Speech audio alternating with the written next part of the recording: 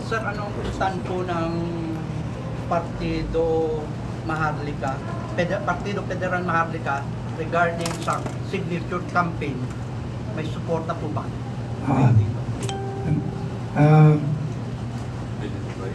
Pwede bang identify yourself? At saka pala, before I forget po,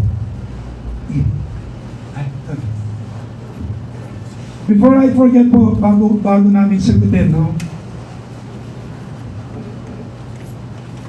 Ito pong forum natin is ang organisasyon po natin ng nag-sponsor po sa ating talakayan ngayon is PPM o Partido Federal ng Maharlika, which is, if I have to use the word adjunct or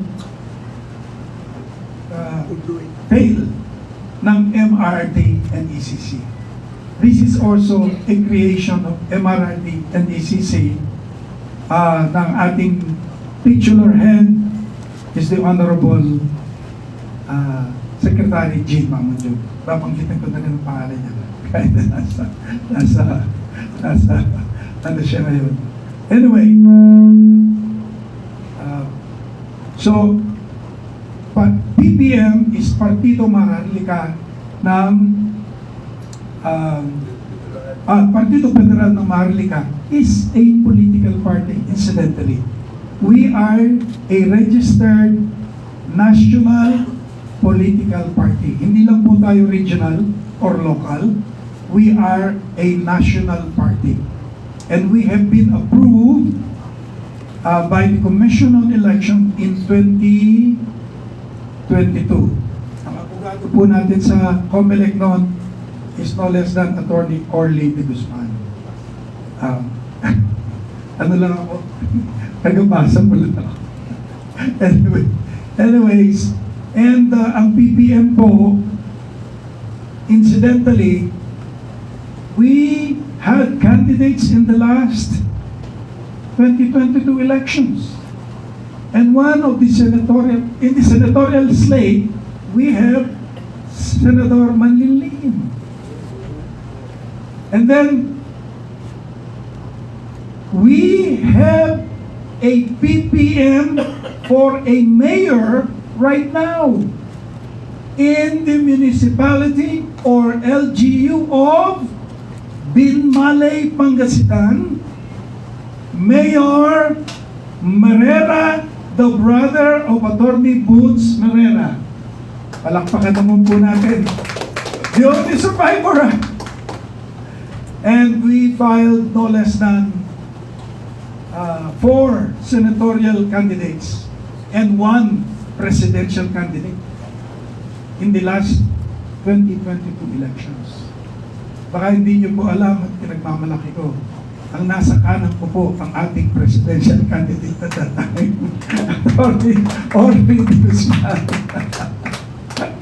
Okay, kasi we needed to participate as a national party, a political party. Okay, with that po, yung first question, please identify yourself. Please identify yourself. Naliliwanag po ng trending headlines and Pinas News sa regarding po dun sa signature campaign para i-amend ang 1987 Constitution.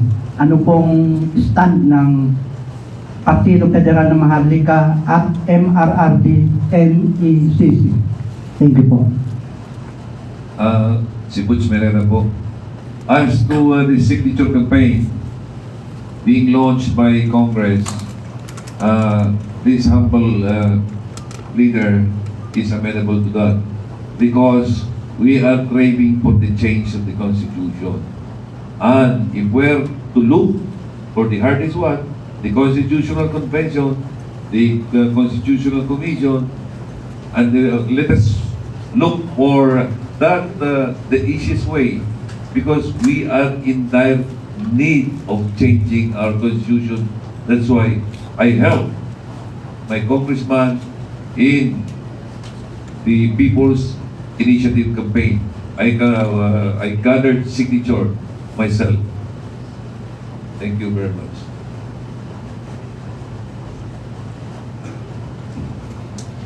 Una po sa lahat, let me emphasize that we are all here to help the Marcos Duterte administration succeed. We are here to announce our intention to support constitutional change, Concha o Chacha as you may call it, dahil alam natin na ito ang susi para sa mga pagbabago na gusto nating mangyari sa ating bayan. Ngayon, dahil tatlo yung pamamaraan kung paano mabago ang ating saligang batas, ang una ay tinatawag na Constituent Assembly, na kung saan ang mga congressmen and the Senate would convert or transform themselves into a Constituent Assembly by a vote of 3/4. At yun ay may kahirapang kunin yung 3/4 of the votes of members of Congress and the Senate. Ang pangalawa po ay yung tinatawag nating Constitutional Convention. At sa palagay ko po, ito ang mas naaangkop na paraan at mas madali-dali na paraan upang mabago ang ating saligang batas. Dahil ang pangatlo ay yung tinatawag nating People's Initiative. Maraming mga requirements ang kailangan. Yung verification pa lang ng signatures. Although what is required is 3% of the voters in each district, the matter of verification is still lodged with the Commission on Elections. And there may be doubts that may be raised relative to the procurement and the authenticity of signatures. Kaya po may kahirapan po yung People's Initiative. At saka may mga issues na tayong naririnig. Although Congress and other sectors and our group are one for charter change, we differ in the approach of charter change. In my opinion, charter change via constitutional convention where the delegates shall be elected to coincide with the elections in 2025, local and national elections in 2025 would be more feasible with the more feasible approach. At diyan mapipili yung mga talagang nararapat na umupo sa Constitutional Convention para mangyari yung mga pagbabago na gusto natin tulad ng mga economic provisions. Nandyan yung ownership issue, foreign ownership or acquisition of lands in the Philippines, structure of government. Nandyan yung federalism na ating sinusulong na may katagalan ng panahon na siya yung naaangkop sa atin para mabago talaga ang buhay ng mga tao at para mawala. We can eradicate poverty, we can address criminality, all problems on corruption, illegal drugs, management, administration through a federal form of government. Kaya initially, ang nakikita kong approach is we are agreeable. We will agree that a charter change, constitutional change is imperative at this moment so that we can effect the changes that we want in our country. And the mode would be a constitutional convention where delegates shall be elected in an election that will coincide or will be scheduled at the same time with the local and national elections in 2025, and for the CONCON to effect the needed changes that we wish. We will, after the elections of the members or the delegates to the CONCON, then we would know the specific changes that would be proposed by the body, and we shall remain active in the processes of the Constitutional Convention. Yan po yung nakikita ko po, in my humble opinion, the better approach with due respect to Congress, which espouses the People's Initiative way of amending our Constitution or revising the Constitution. Incidentally, when we talk of amendment, we talk of a particular portion of the Constitution. But when we talk of revision, we talk of an overhaul of the Constitution, including the form of government of the country, and that would include also the economic provisions that many others would want to change or where changes could be effected. Maraming salamat po. Thank you, Attorney Guzman. Susog lang po. Ang BBM po ay naglabas recently ng isang manifesto. And I would like to make it very clear.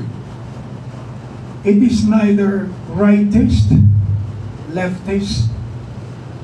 Siguro I can say what is contained in that manifesto are centrist idea that are tuned for the development of the nation, to help every Filipino, and para sa isang bagong Pilipinas. Ang pangunahing nakalagay dun sa manifesto ito. Panyaro, nasan yung manifesto natin? May copy pa tayo. Ayun. Jerome. Kasi po, wag po tayong pagkamalan ng kung sino man sektor.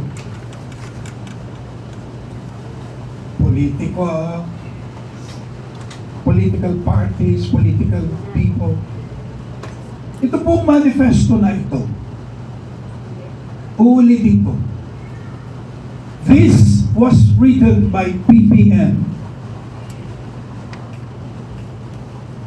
Ang layunin lang po was to help the present administration, to help the country, and to help the people.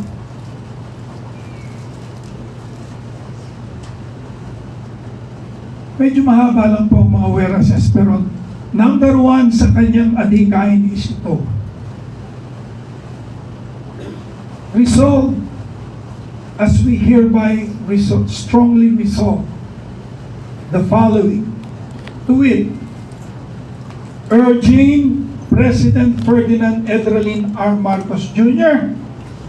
and Vice President Sara Duterte, the Senate President and the Speaker of the House, to unite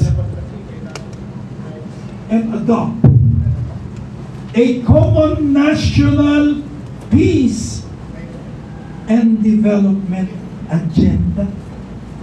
Common peace and national development agenda. Such as, number 1, pursue a charter change for federalism by constitutional convention. I repeat, pursue a charter change for federalism by constitutional convention, whose members shall be appointed by the President of the Philippines upon recommendation of various sectoral groups. Yan po ang numero 1 sa ating manifesto. So, I believe I can safely say, this is non-partisan. This is pro-people and pro-country. Kasi, hindi pa man tayo dumating dito, ang dami ko nung natinig na Marites at Tolits. Sinasabi na, kontra Marcos kayo. Pro-Duterte kayo. Dahil MRRD kayo. Yan po, maliwanag sa ating manifesto. I do not have to answer yung mga nagsasabi ng gano'n ng isa-isa. This is pro-country. This is definitely pro-people. Only for the best interest of every Filipino.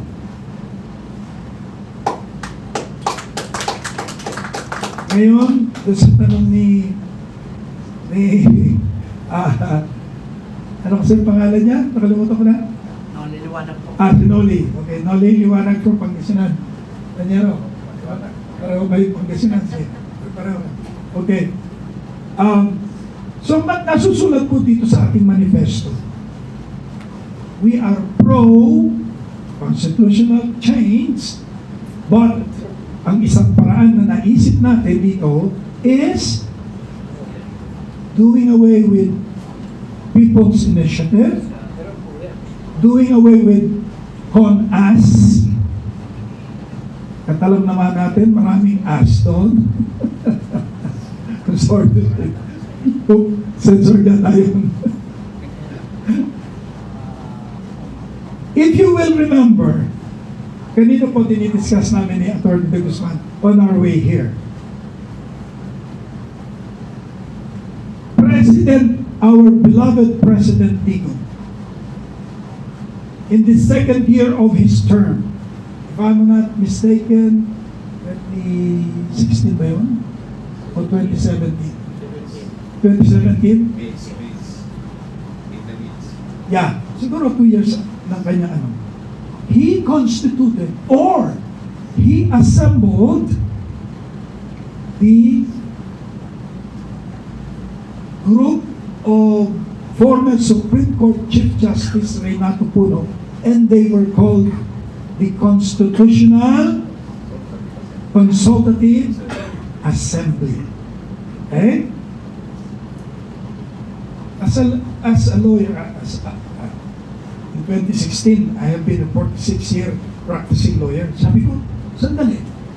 Under Article 17 of the present Constitution, 1987, approved or ratified in 88, the Cory Constitution. There are only 3 ways.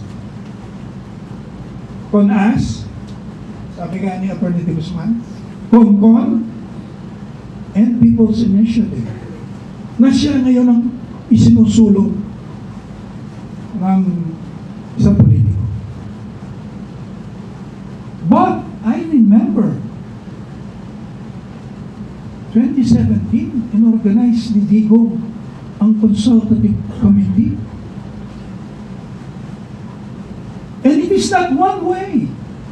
Because under Article 17, there are only 3 ways. To amend or revise the Constitution. Itong present PI is only good for, tell me, is it a revision or amendment? Who knows? PI is only good for amendment. And when I was a student of law, I was taught there are two distinct, the word revision and amendment are 2 distinct legal terms. In terms of limitation, amendment is limited. Kanyero, you know. In terms of limitation, revision is larger. In a revision, the entire Constitution can be rewritten. In an amendment, portions. Para bang kung sa kotse yan, kanina I heard somebody say over the word overhaul, you only do away with some parts and insert or put in some good parts. Kung kotse yan. Revision, overhaul yan. Including the form or system of government. You can do that in a revision. Now, brings to mind, bakit mo nabanggit yun? Anong tawag to? Constitutional. Digo? Ano? Consultative. Consultative assembly. Hindi ano yun eh. Hindi nalululan sa Constitution natin yun. But why did Digong assemble the group of former Chief Justice Renato Puno? And lo and behold, they came up with a draft constitution, which was named as the, come on, Bayanihan Constitution. Now, this Bayanihan Constitution that was drafted by a 48-man, kung di ako nagkakamali, 48 or 49 delegates or members appointed by Digo. They, after working for like 5 months, Panyero? Or 4 months, 5 months, they submitted this to Congress. Yun ang malungkot. Walang nangyari sa Congress. Pero meron pa isang mas malungkot na iniiyakan namin ni Atty. Mike. Dahil nung inupuan ng Kongreso and the Speaker of the House then, and I'm not so proud to say, was former President, the little girl, Gloria Macapagal, did nothing. Her minions and her allies did nothing. Walang ginawa. Inupuan lang nila yun. When money was spent for the crafting and the drafting of that Bayanihan Constitution. Hindi nila pinansin. And what did we do? Sabi nga ni Atty. Mike, naglakad tayo sa buong bayan.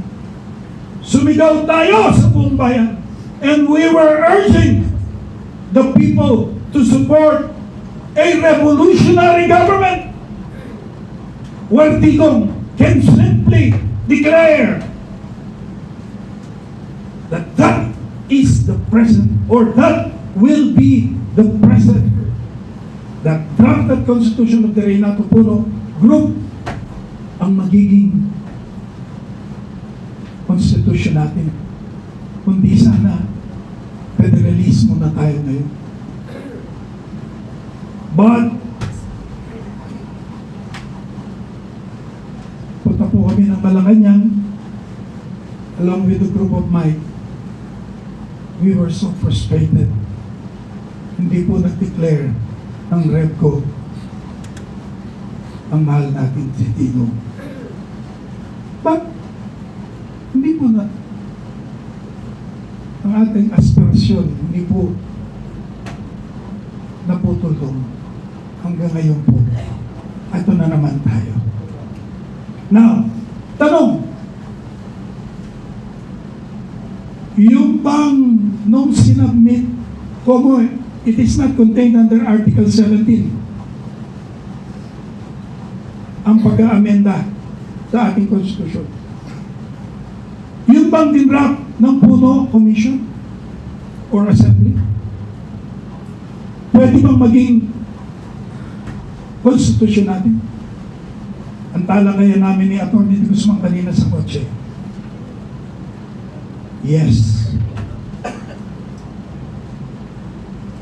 Kahit na hindi contained sa ating present Constitution, but if that submitted Puno draft or Bayanihan, I will call it Bayanihan Constitution, is submitted to Congress, and Congress, including the Senate, shall pass a BICAM resolution, and after which a BICAM committee conference shall approve the same for ratification in a plebiscite. So ultimately, pagka yes, sabi ng mga tao, and at that time, Atty. Mike, buong bayan was in support of that. Kundi sana, bago na ang ating Constitution ngayon. But, then again, without that submitted draft will have to pass through the plenary of, or the plenary of the House, and Senate, and then BICAM, no? Sa BICAM, pina-fine-tune yan eh, di ba? Magdaragdag sila or magtatanggal sila, okay? And then, Congress, by a resolution, will order the Commission on Election to call for a plebiscite. A plebiscite for the ultimate ratification of that Bayanihan Constitution. So sabi namin kanina ni Atty. De Guzman and Atty. Merera, oo nga no, pwede nga pala yun. Why? Everything is legal. It went to the House, it went to the Senate, there was a BICAM conference, it was passed by both houses, and then the Commission on Election conducting a plebiscite for its ratification. Everything legal. Diba? Eh ngayon, vis-a-vis itong ginagawa nila ngayon. Although this is contained under Article 17. Alam niyo po ba, you may not know this, if I'm not mistaken, in 2004, there was a case or a petition brought before the Commission on Elections regarding PI. Question yan sa Supreme Court in the case of Santiago versus Comelec. Look that up. Kanyero. Santiago versus Comelec. Ano sabi ng Supreme Court in that case? Sorry, petitioners. PI yan ha, People's Initiative. Sorry, petitioners, there is no enabling act regarding the constitutional provision on People's Initiative. Santiago versus Comelec.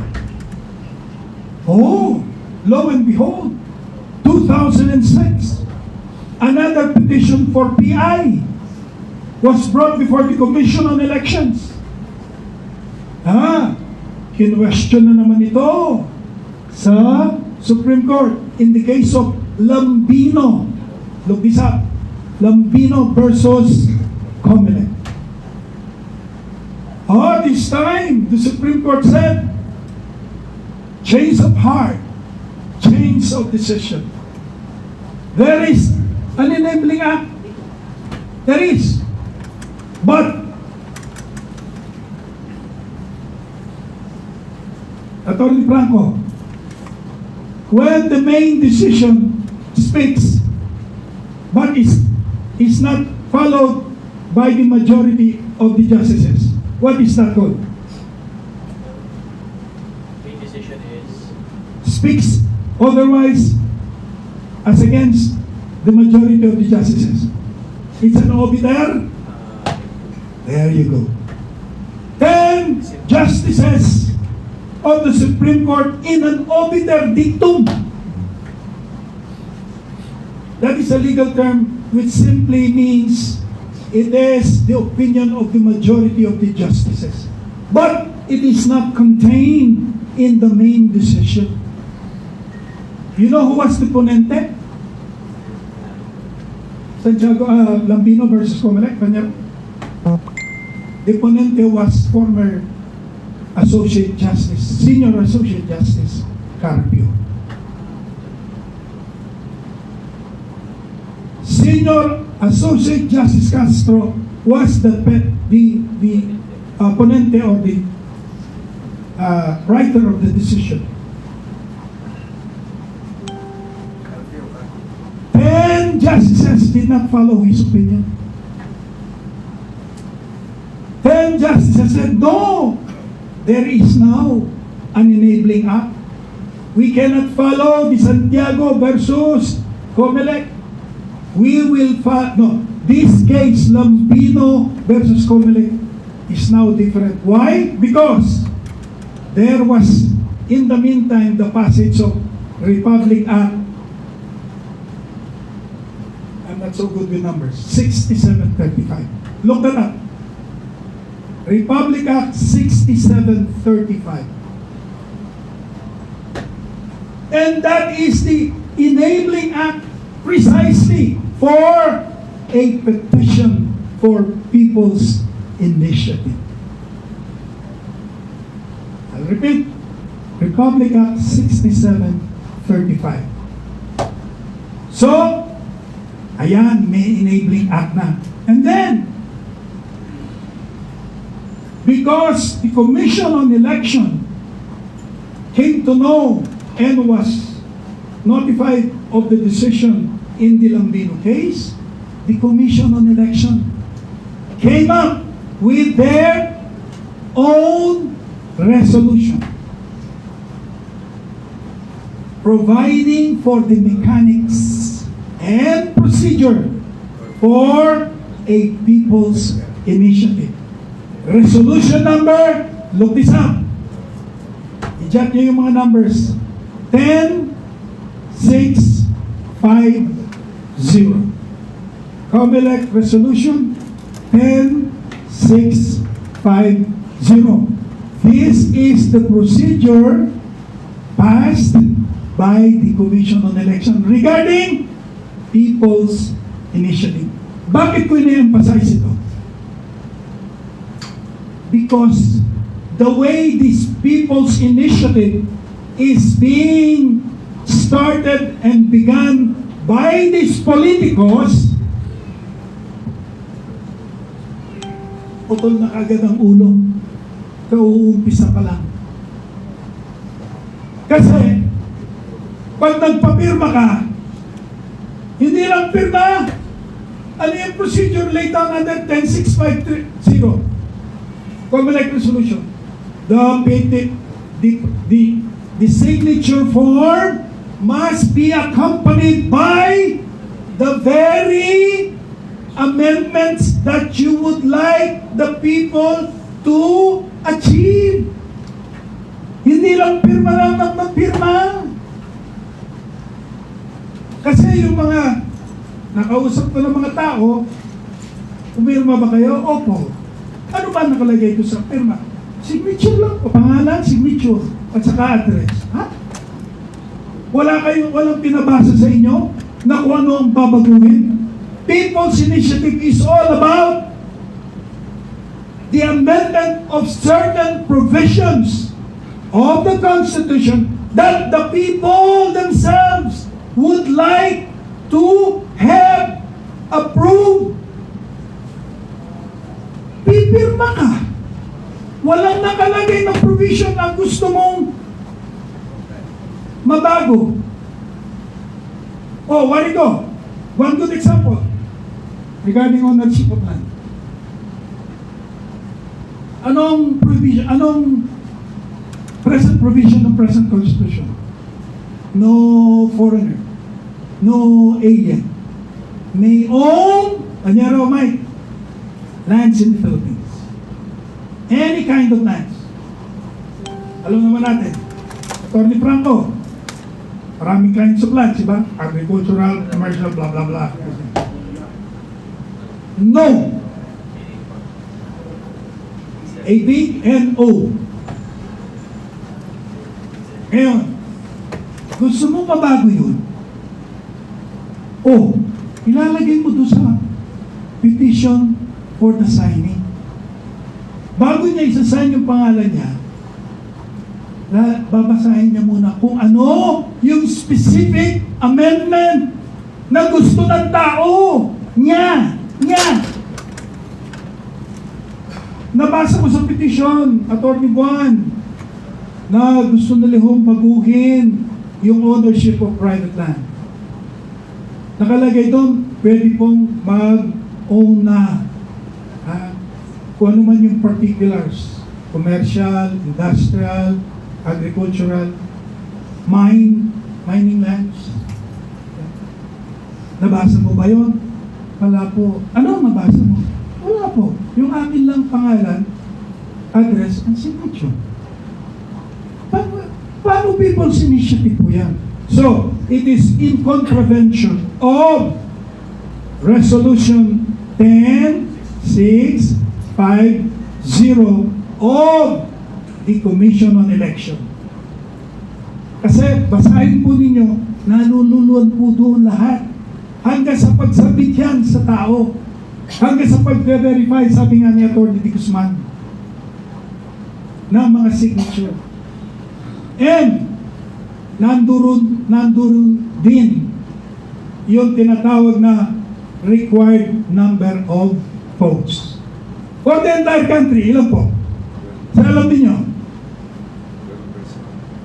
Atty. Merera said 12%. Tama ho ba si Atty. Merera?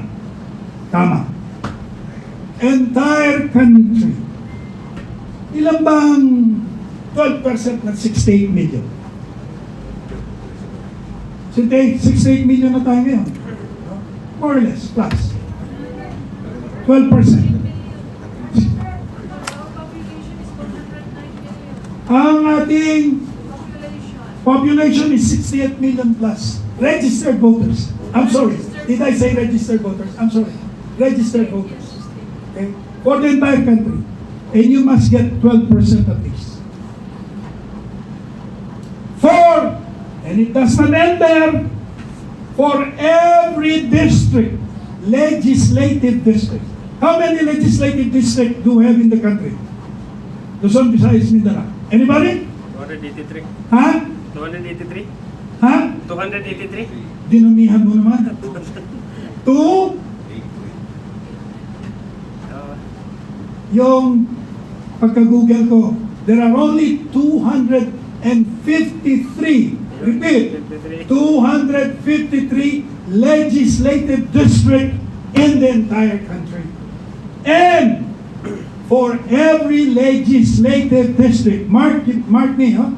Kaya pagka meron isang distrito, meron isang distrito na gustong magseparado na ng isang congressman, they need at least para maging isang district, 250 votes. 250 registered voters, rather. 250 registered voters. To become a district, 250,000, I stand corrected, 250,000 registered voters. And if there are 253 legislative districts containing a minimum of 250,000 registered voters, itong added requirement, there must be at least, very good, Attorney Franco. Ay, Francisco. Oh, Franco pala. 3%. You must obtain at least 3% in every district in the 253 districts. Dapat makakuha ka ng 3% of the registered voters. Of the registered voters. Ngayon, tinanong ako ng isang kausap ko, Attorney Juan, ang distrito namin po sa Pampanga, where I come from, and where I ran for Congress. First district, Angeles City, Mabalacat City, Magalang Municipality. Kunyari po, Attorney Juan, ang Angeles City nakuha 3%. Ang Mabalacat City nakuha ang 3%. Pero ang Magalang hindi po nakuha ang 3%. Ano po mangyayari? Tony Franco, ano mangyayari? They'll get the total number of votes. They'll get 3%. Okay. Dapat, kahit na 12% in the entire country of the registered voters, nakuha mo. But, sa isang distrito lamang, hindi nakuha yung 3%. Failure na po yun. According to the COMELEC resolution 10650. So, in all the legislative districts, and remember, write this down, 253 legislative districts in the entire country. the 3% must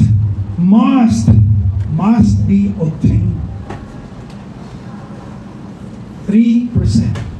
So, sabihin na natin 250 registered voters, 1,000 times 3. Sino ba yung merong computer din? Madam, 7,000. ilan yun? 750,000. Correct. Wala man palang 10,000 yun. Wala man palang 10,000 voters yun. Or signatures. 250,000 registered voters times 3%. 7,500 lang. See? Ngayon, hindi mo nakuha yun. Sorry. The entire play or the entire exercise will be for nothing. This is contained in COMELEC Resolution 10650. Promulgated ho yan, ha? Ngayon, anong ginagawa ngayon nitong ating mga magigiting na congressman, sorry po, congressman. Oh, nagbabayad daw, for the exception of Atty. Mereras municipality, ha? Yeah. Nagpapabayad po sila ng bawat isang boto raw, ranging from 1 peso to 1,000 pesos. Kanya nga po, recently, I saw it sa news at sa YouTube, si Tata Digong nag-assemble ng napakalaking rally sa Davao. At anong nakalagay dun sa kanilang mga placards? Our votes are not for sale. Our votes are not for sale. Ngayon, siguro, didiretsuhin ko na po hanggang sa... Ngayon, kung magawa naman yung procedure under 10650, ayan, yung mga COMELEC sa mga local LGUs, they will verify. Kunyari, 10,000 for the district of Atty. Merera. For the LGU of Atty. Merera, Binmalay. Ano yung total register nyo daw pa niya? 67,000? O, 3% ba? Ilan?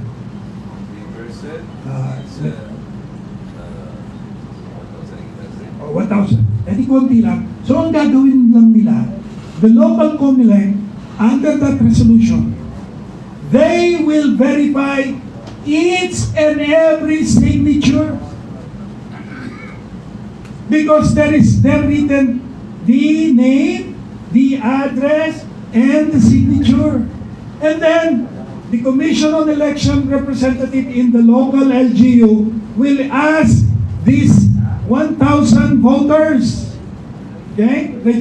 Tatanong nila, pirma mo ba to? No. Ikaw ba ito? Juan de la Cruz? Ako po. Pirma mo ba ito? Opo. Dito ka ba nakatira? Opo. Kanya nandito ngayon sa akin eh. Okay? This is my address. Okay. Totoo. Tanong, nung pumirma ka ba rito, alam mo ang gusto mong susog o amendment sa ating Constitution? Sinagot ka, hindi po. Ay, bakit hindi mo alam?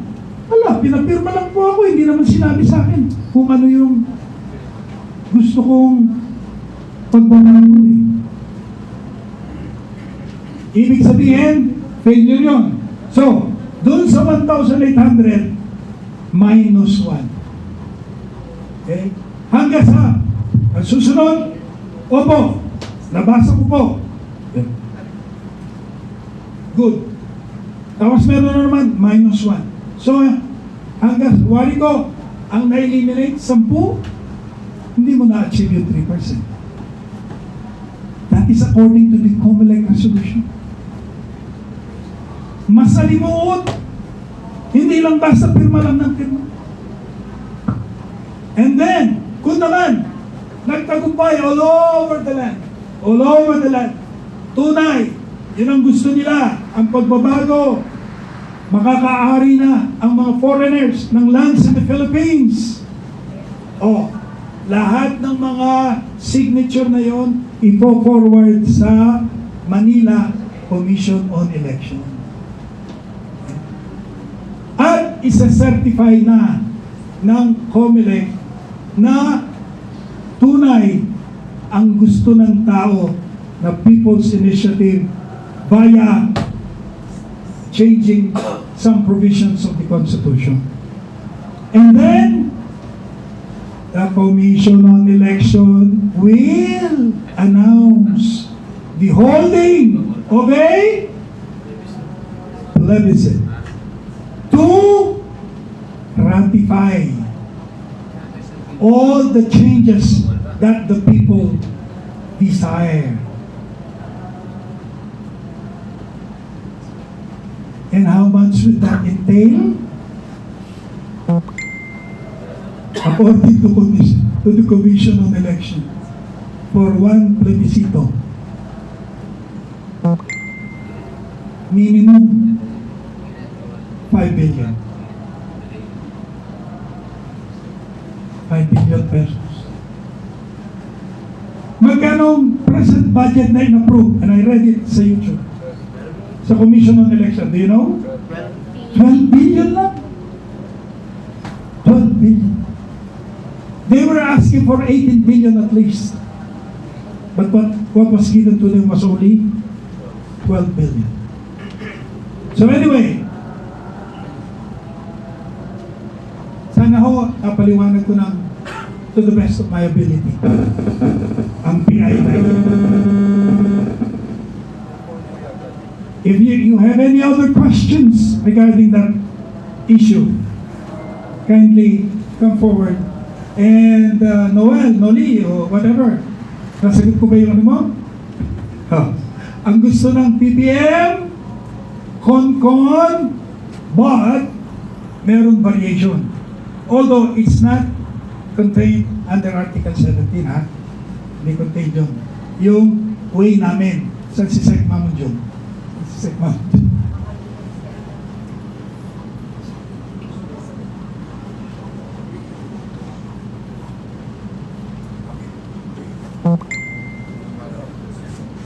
Although I'm in adherence to constitutional convention, my point in supporting People's Initiative is that, as I've told you, I want an early resolution of this problem, that is the constitutional amendment and revision.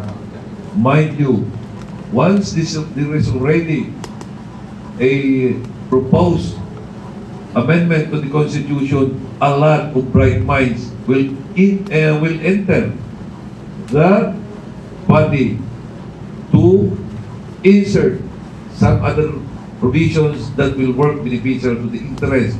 Sa atin lang, we should bow sometimes to the powers in Congress kasi sila na powerful eh. Ito sa akin, it's just a bait. It's just a bait. In order that they are going to open the Constitution for an amendment. But mind you, when the real action comes, it is not the amendment alone that will push through, because I know we have a lot of bright minds to which they can cite a lot of cases. And in the words of Attorney Pimentel, we don't know whom to follow in making the laws. We have the judiciary in interpretation, and that's the law. We have Congress to pass the law, and that's the law. We have the Supreme Court. I know the President issue executive order, and that's the law. And here comes again the Commission on Election. In its interpretation of its resolution is another law. So, when this amendment time comes, I know there will be a lot of law to consider in order that we are going to that revision of the Constitution finally. Thank you.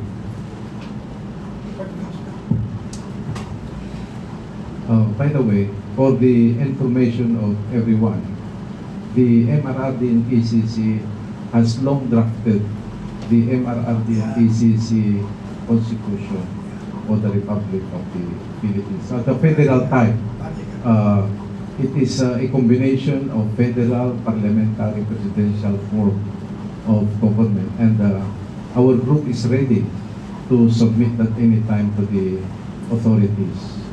Ngayon po, dahil nakakaisa ang Kongreso at tayo na kailangan ng charter change, ang pinag-uusapan na lang ay kung paano, kung alin yung most feasible. Ngayon, we are proceeding from a constitutional framework. Yung tatlo namang yan a constitutional way of amending or revising the Constitution. We are now crystallizing the opinion of our group so that when we present it to the people, especially to Congress, then they would know how solid our opinion is, and that may sway their judgment or shall we say their decision on the approach that they are going to take relative to charter change.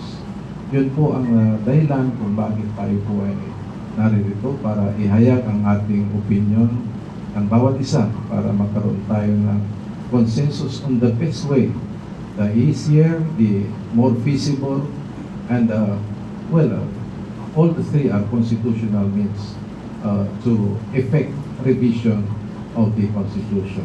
Marami pong mga economic provisions na dapat baguhin, at yung mga mapipili, yung mga maahalal na delegado sa Constitutional Convention, kung sino man yung mga yon na ating ihahalal, sila po ang magpapanukala, magpaparticipate sa deliberations on the amendments or revisions that we would want to effect to the Constitution. Yun po ang nakikita. Pahabol. Kung po sa nasabi ni Attorney De Guzman, incidentally, yung draft constitution po ng Puno Consultative Committee ay tinawag nilang Bayanihan Constitution. Yung po sa atin, meron po tayo MRRD and ECC crafted, ha?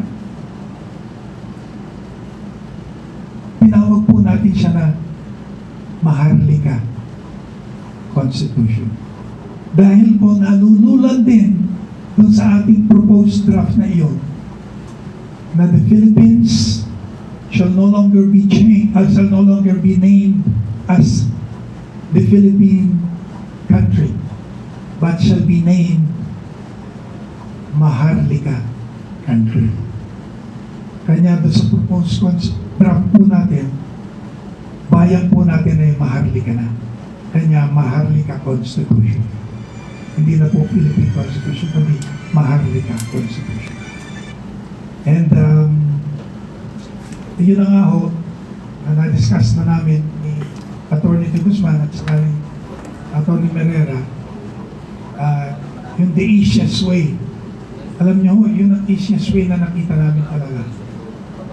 The President, now, Digo, PBB.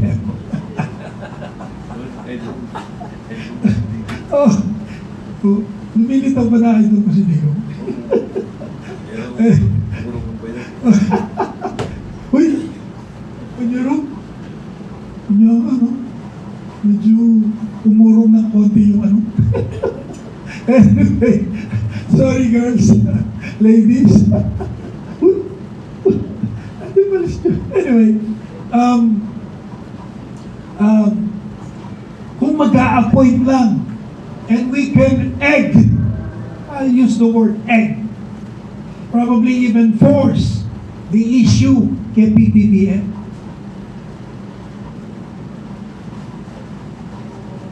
Tony Mike, sama siya. Tony Pimentel, sama siya. Si Vice, sama. Kung sino naman dito na, i-presenta natin. Ha? Sa drafting, ay sa a-appoint ni PBBM.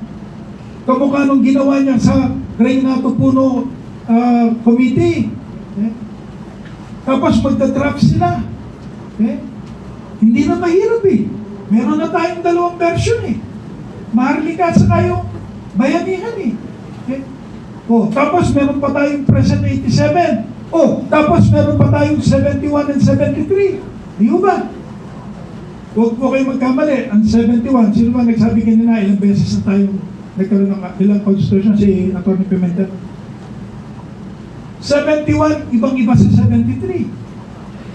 Kung alam ninyo. 71, di ba nag-declare ng martial law? Tapos, in the midst of the Constitutional Convention. Di ba? Tapos, 72, nagbago. Naging 73 na yung Constitution. Parliamentary na ang form doon. Remember, Prime Minister Dirata? Siya ang Prime Minister doon. Sino ang Presidente? Si McCoy, di ba? Hindi tayo nalalayo sa ating adhikain ngayon. Noon pa, parliamentary na ang gusto ng tatay ni PBBM. So anyway, point. Ito, I use the term pagka nag-meeting kami. Honest to goodness revision. And speaking of revision, kanina, nabanggit ni Atty. Pimentel, ang United States Constitution. Sino nakakaya? How many times have they, I'm referring to the U.S. Congress, have they amended the U.S. Constitution? Meron ba nakakaalam? Many times. Say, sino ba nakakaalam? Give me a number. Nasa Google ito. The Constitution of the United States of America had been amended for the 27th time. And when was it crafted? 1750. Tony Pimentel, galing ka ng Amerika. 1752. Kaya nga in 1972, 200 years na sila. There's really no point of comparison compared to the Philippines. Ilan lang ba tayo nagkaroon ng independensya? 1945. Sila, they got their independence in 1752. How many years is that now? In 1972, 200 years plus 20 something natin tayo. Their constitution had been amended 27 times. England, the UK, meron ba silang constitution? Napag-aralan natin pa niya, no? Atty. Mike? Ang written. Good! Alam pa ni Atty. Mike. Ang England, unwritten ang constitution niya. There is no written constitution in the country they call the United Kingdom, Great Britain, and Northern Ireland. Yan ang the UK. Okay. Great Britain, the Northern Irelands, and Wales. Wala silang written constitution. But, may mga amendments nila that were reduced into law by their parliament. You want to ask a question? Yeah. Molly, kindly bring the microphone there. Ayan. Kakain? Okay. So, anyway.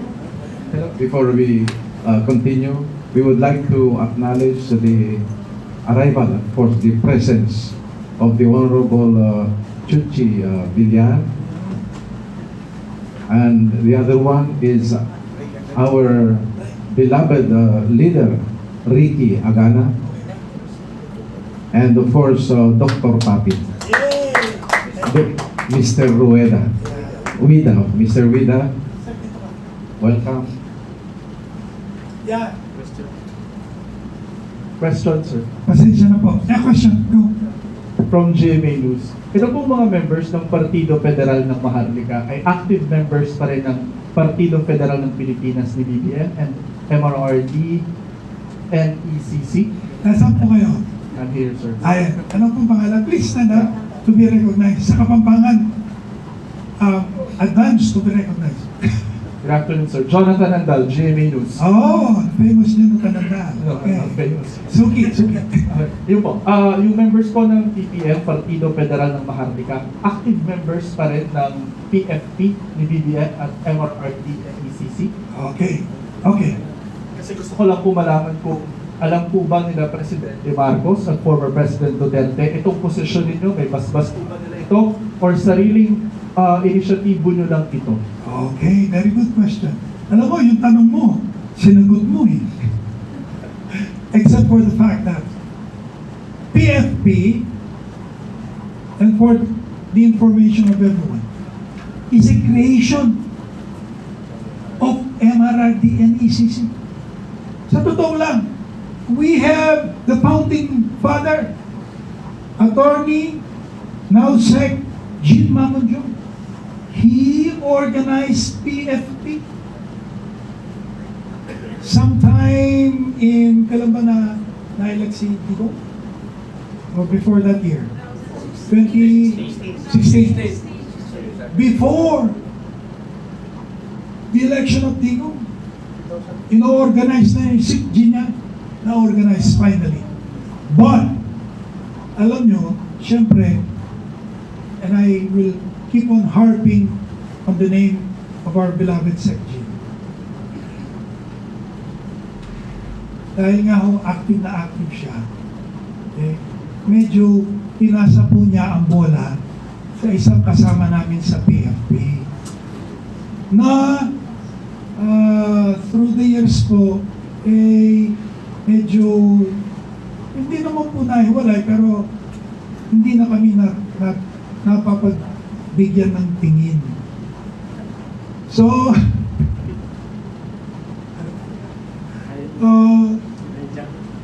inangkin po nila in the words of Panyero. Inangkin po nila. But, creation po ni Sec. Mamonjo. Until, nung pong inangkin na nila, we thought it wise and proper na magkaroon kami ng isang identity as a political group. We organized, again, founding father, si Sec. Jean Mamonjo, PPM. And this was only organized during the twilight of Digong's administration in 2021. 22. Nung nag-appear tayo sa Comelec. 21. Yeah, before 2022. Yeah. I remember. Humarap kami po sa Comelec. Pero ano lang, ano ba tawag doon? Hindi personal. Zoom, yun. Humarap po kami. Humarap po sa amin na commissioner, yung pong mataray na commissioner. Si Commissioner Guanzo. Kami po dalawa ni Atty. Guzman. At na-organize po ang PPM, Partido Federal ng Maharlika. And ako po ang naatasan na national spokesperson, ang ating General Counsel, si Atty. Guzman, at saka po si Atty. Herrera. Yan po ang history. So, doon sa tanong, opo at hindi. Yes and no. Although we organized PFP, now we are no longer identified with PFP. We are identified now with PPM, MRRD and ECC, ano ba yung ano ba yung ayun. Pasensya na. Yeah. And People's Movement, PMPD. People's Movement for Peace and Development. Ito po ang sinasabi kong manifesto natin ngayon. People's Movement for Peace and Development. Through charter change. So, balik tama sir ang understanding ko. Hindi na active member ng PFP ngayon, yung mga members ngayon ng PPN. Pero active members na ng MRRD and ECC. So, ibig sabihin po ba, alam ni former President Duterte, itong posisyon ninyo at sinusuportahan niya ito? I would like to believe that President Digo, dahil kasi siya naman, alam niya, DDS kami. Okay? Yes, I would like to believe that. Yes. Pero hindi niyo po siya nakausap tungkol dito. Ano mo naman si Digong di ba? Hindi mo madaling makausap yan. Pero, siguro sa mga news feeds na nababasa niya, I would like to believe he knows. Alam niya.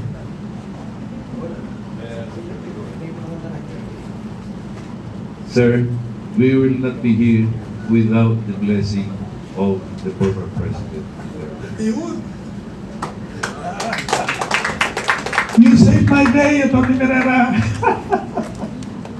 Okay. So, ibig sabihin may basbas ni former President Duterte, pero hindi niyo pa siya nakakausap? Ano po ba? Sorry, hindi ko lang.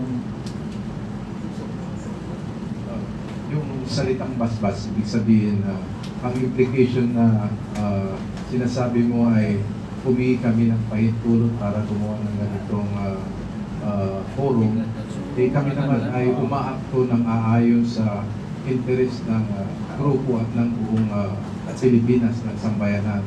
So, we are not under the, shall we say, we are not asking for no signal from anybody, from the Dutertes or from the Marcoses.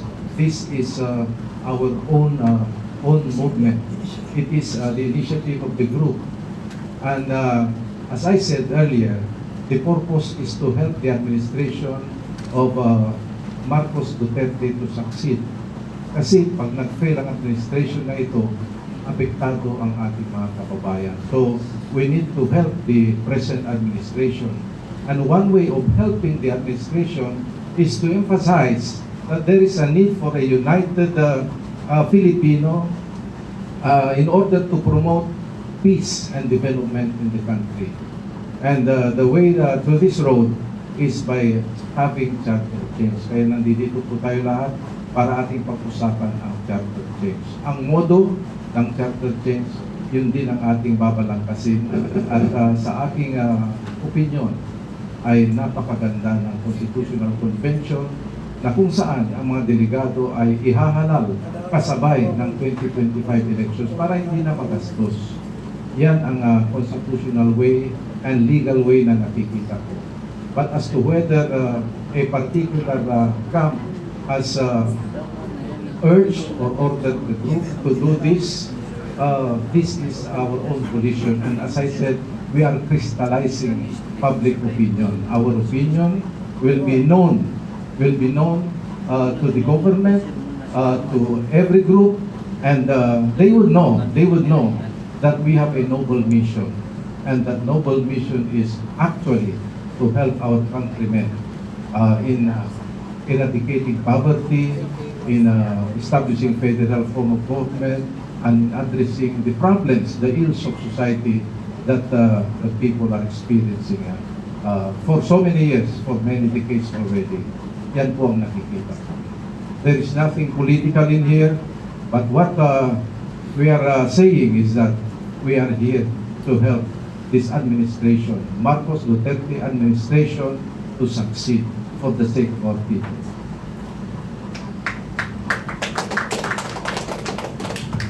Again, Jonathan, Good afternoon, everyone. I'm sorry I came in late, so I just want to clarify something.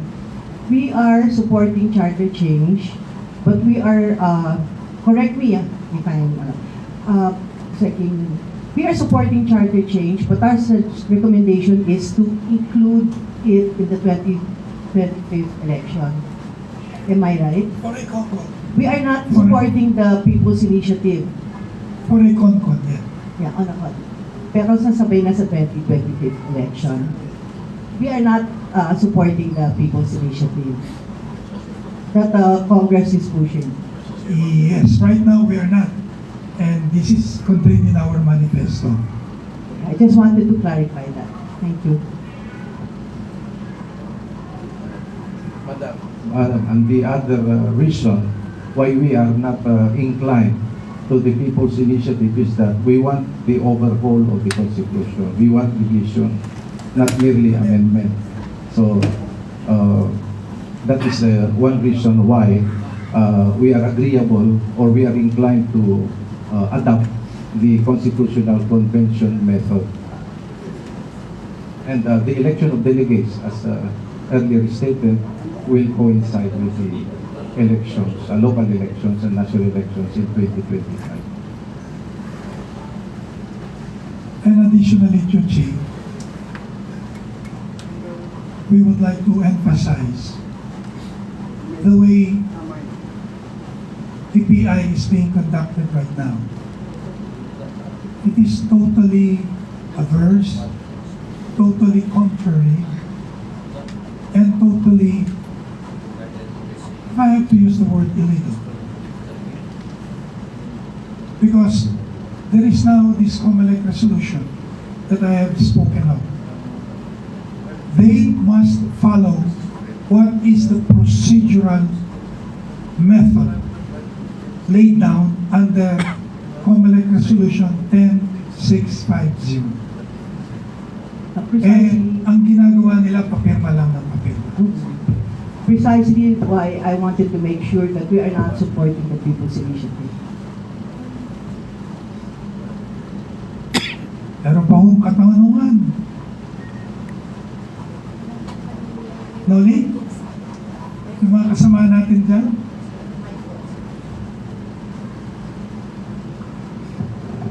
Ito lang yung tanong kanina po regarding dun sa initiative, People's Initiative.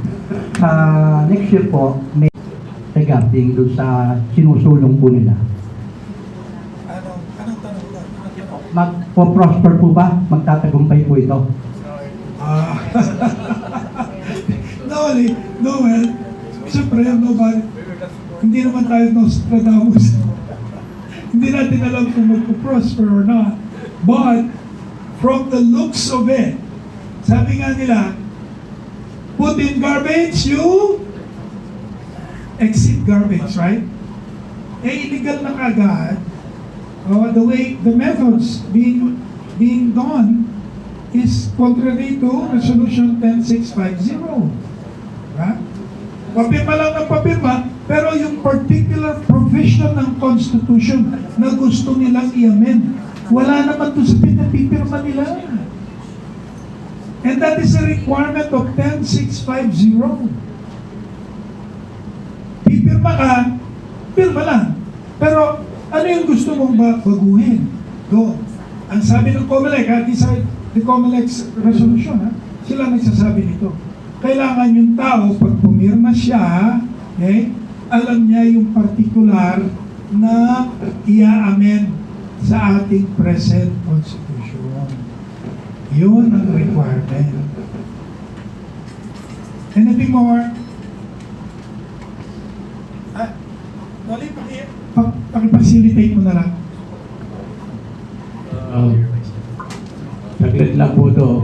Magandang hapon po sa inyo lahat. Ako po si Sultan Leton Bagay, former mayor of Bagay, province of Luzon. Alam niyo po, naging YC mayor ako nung during that time po Titacore.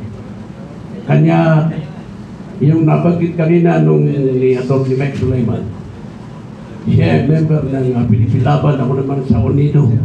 Kasama ko si Laurel, ang state of Tamano, at group in Mindanao. So lahat po na naging idwaan from the MNLF between ang ating mga kapatid, anong panahon ni Marcos, hindi po kami sumusuko. Kanya kami nandito para mo suportahan,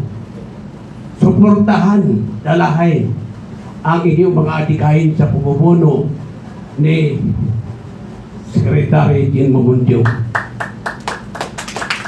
Mahina pa. So, kanina pa ako nakikinig kung inyong ipahintulog. Saglit na po ito. Kasi ano na eh, nagpas na po sa panangalian eh. Di ba kayo nakapag-presiba? In short po ito sa mga katanungan. Sa ganang akin po, wala tayong dapat ilihim dito. Huwag po tayong matakot kung maski sinong isok Pilato dyan. Bakit kailangan tayo magtako? Hindi po ba? Mga brother, nasa katwiran naman po tayo eh. Hindi po ba? So, sa ganang akin, ang amin tinitingnan kung ano ang inyong pagkukumaho, nandito po kami sa inyong likuran. Kahit saan tayo makarating, kasama niyo kami. Salamat po.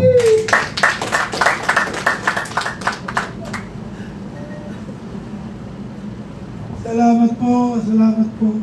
Lalo lumalakas ang aming enerhiya sa mga salitang ganyan. Kanina, inumpisa ni Atty. Pimentel. Ngayon sa ating mga kapatid sa Muslim Mindanao. Thank you po. Alam niyo po ba, nung isinusulong ang Redco, ang nakasama namin noon, kung natatandaan mo pa niya, sino? Sa Redco. Hindi, dun sa Luneta. Because I am the member of Duterte. Oo, tapos si Miss Warren nandito siya noon. Si Atty. Merara nandun. Kaya lalong lumakas ang amin na yung aming sigasig eh. Masigasig kami. Dahil nakita namin ang ating mga kapatid na sa Muslim Mindanao, kaisa natin. Lalong lumakas ang aming diwa. Okay. Sige pa po. Any question? Go sa likod. Noli, please, pakibigay yung mic.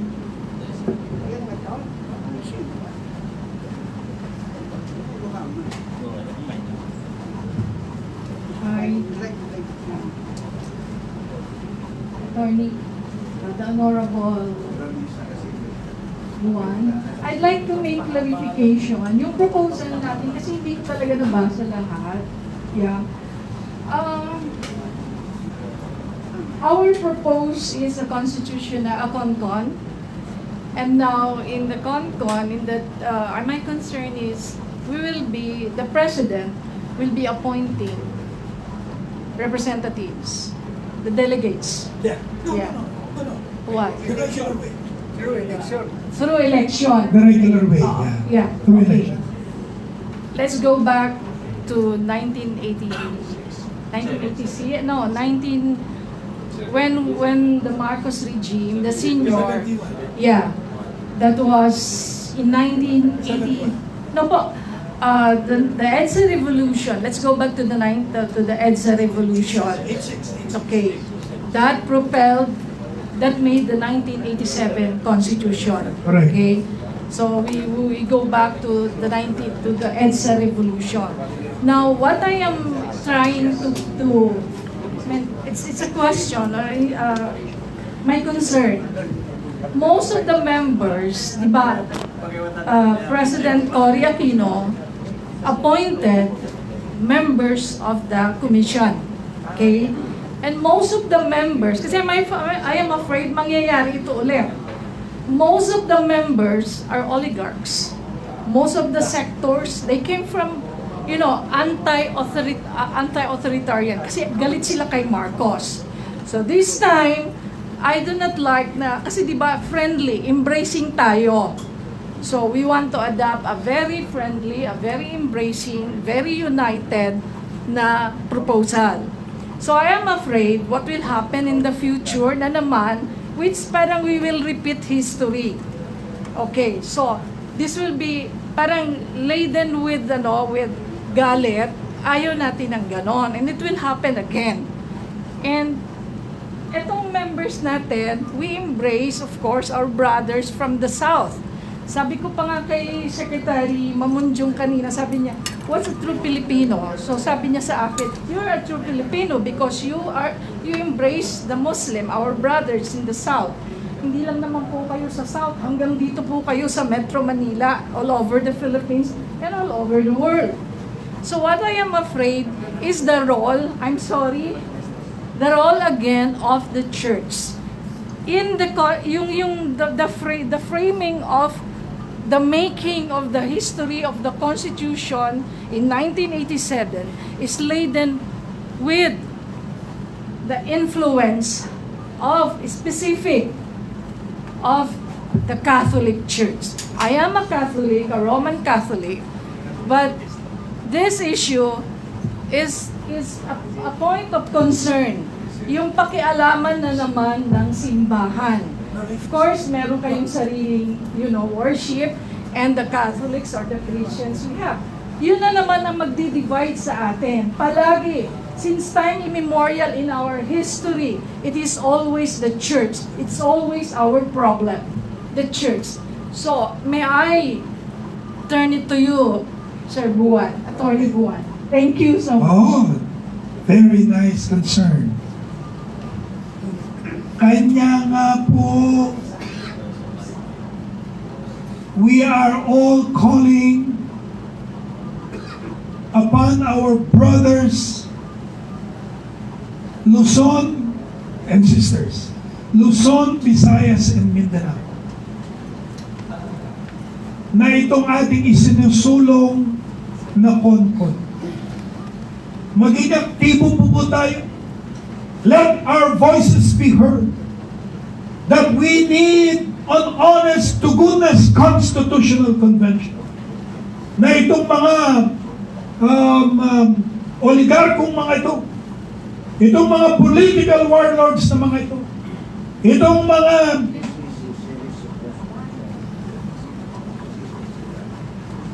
mayayaman na kampo, hindi ang kanilang mga kandidato o kanilang adhikain ang mamayani. With the help of the people speaking in all the corners of the Philippines, let us call and hearken their conscience and their minds that in this coming constitutional convention election, we shall elect honest to goodness, mindful, heartful Filipinos who shall craft a constitution that is intended for the Filipinos' best interest. Not for anybody's oligarchy. Kanya nga po ang PPM maglulunsad po ng nationwide motorcade. Yun po ang plano natin. In the same wise that we launched a motorcade nung pong tulungan natin si Tata Digong, making everyone in the country aware that here is a candidate who is true, honest, and will best serve the Philippine nation. Siguro po kung tayo lahat, Luzon, Visayas, and Mindanao, ang ating pong MRRT, alam niyo po ba?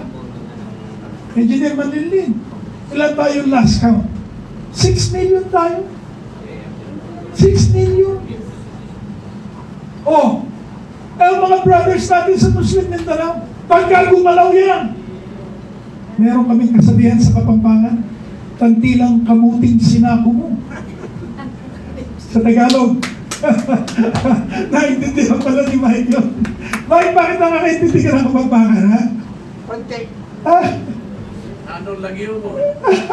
Ano ko rin mo? So anyway, yan po ang aking panawagan sa lahat.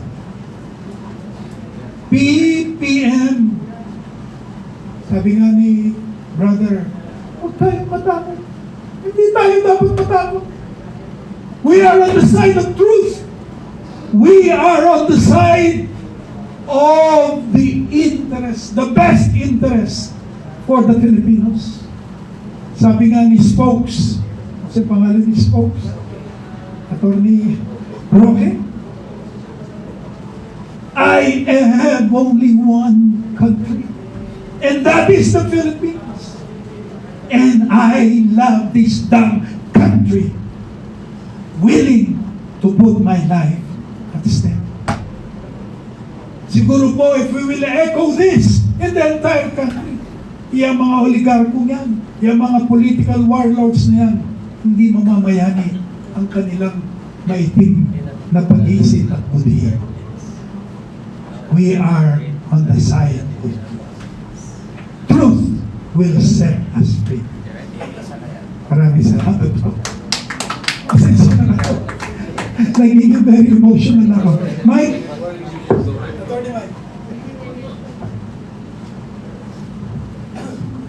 Again, Assalamualaikum warahmatullahi wabarakatuh. With your respect, I rise up. Chairman, the Bangsamoro region is in unison supporting the Constitutional Convention. Sad to say, the Manolos Constitution who states the Bangsamoro people. And we have a part if I will say that the president, incumbent president has who staged or Partido Federal ng Pilipinas. You are the original organizers of the Partido Federal ng Pilipinas. Along what the lady said, we are presenting our ad cautelam nomination that the three of you will be elected as member of the Constitutional Convention, and your brothers in the South will support you, not only our earnest efforts, but with financial support, along with our leader, the Secretary Gin Mamunjung, and our chairman of District Paruklan del Sur, Mayor Pangandaman, and the District President Waida Makadadaya, a businessman, as well as the two sultans here. So, with that alone, may I again reiterate that we are nominating our advance nomination that the three of you will be elected as members of the Constitutional Convention. I thank you. Thank you, Panyero. We are humbled by your nomination and commitment. Now, before we listen to another speaker, we would like to inform you that the MRRD Constitution or the Maharlika Constitution came about after a series of revisions of the Puno proposed Constitution somewhere in Cebu, Subic, and many other places. At ito rin pong ginagawa natin ngayon ay isang uri ng konsultasyon upang may parating ang ating sentimento sa mga kinauukulan at maging patayan ng mga otoridad kung paano, how they would proceed with the change of the Constitution. After that being said, may we now recognize a recognized leader of MRRD in ECC, PPM, none other than Dr. Papin. Palakpakan po natin.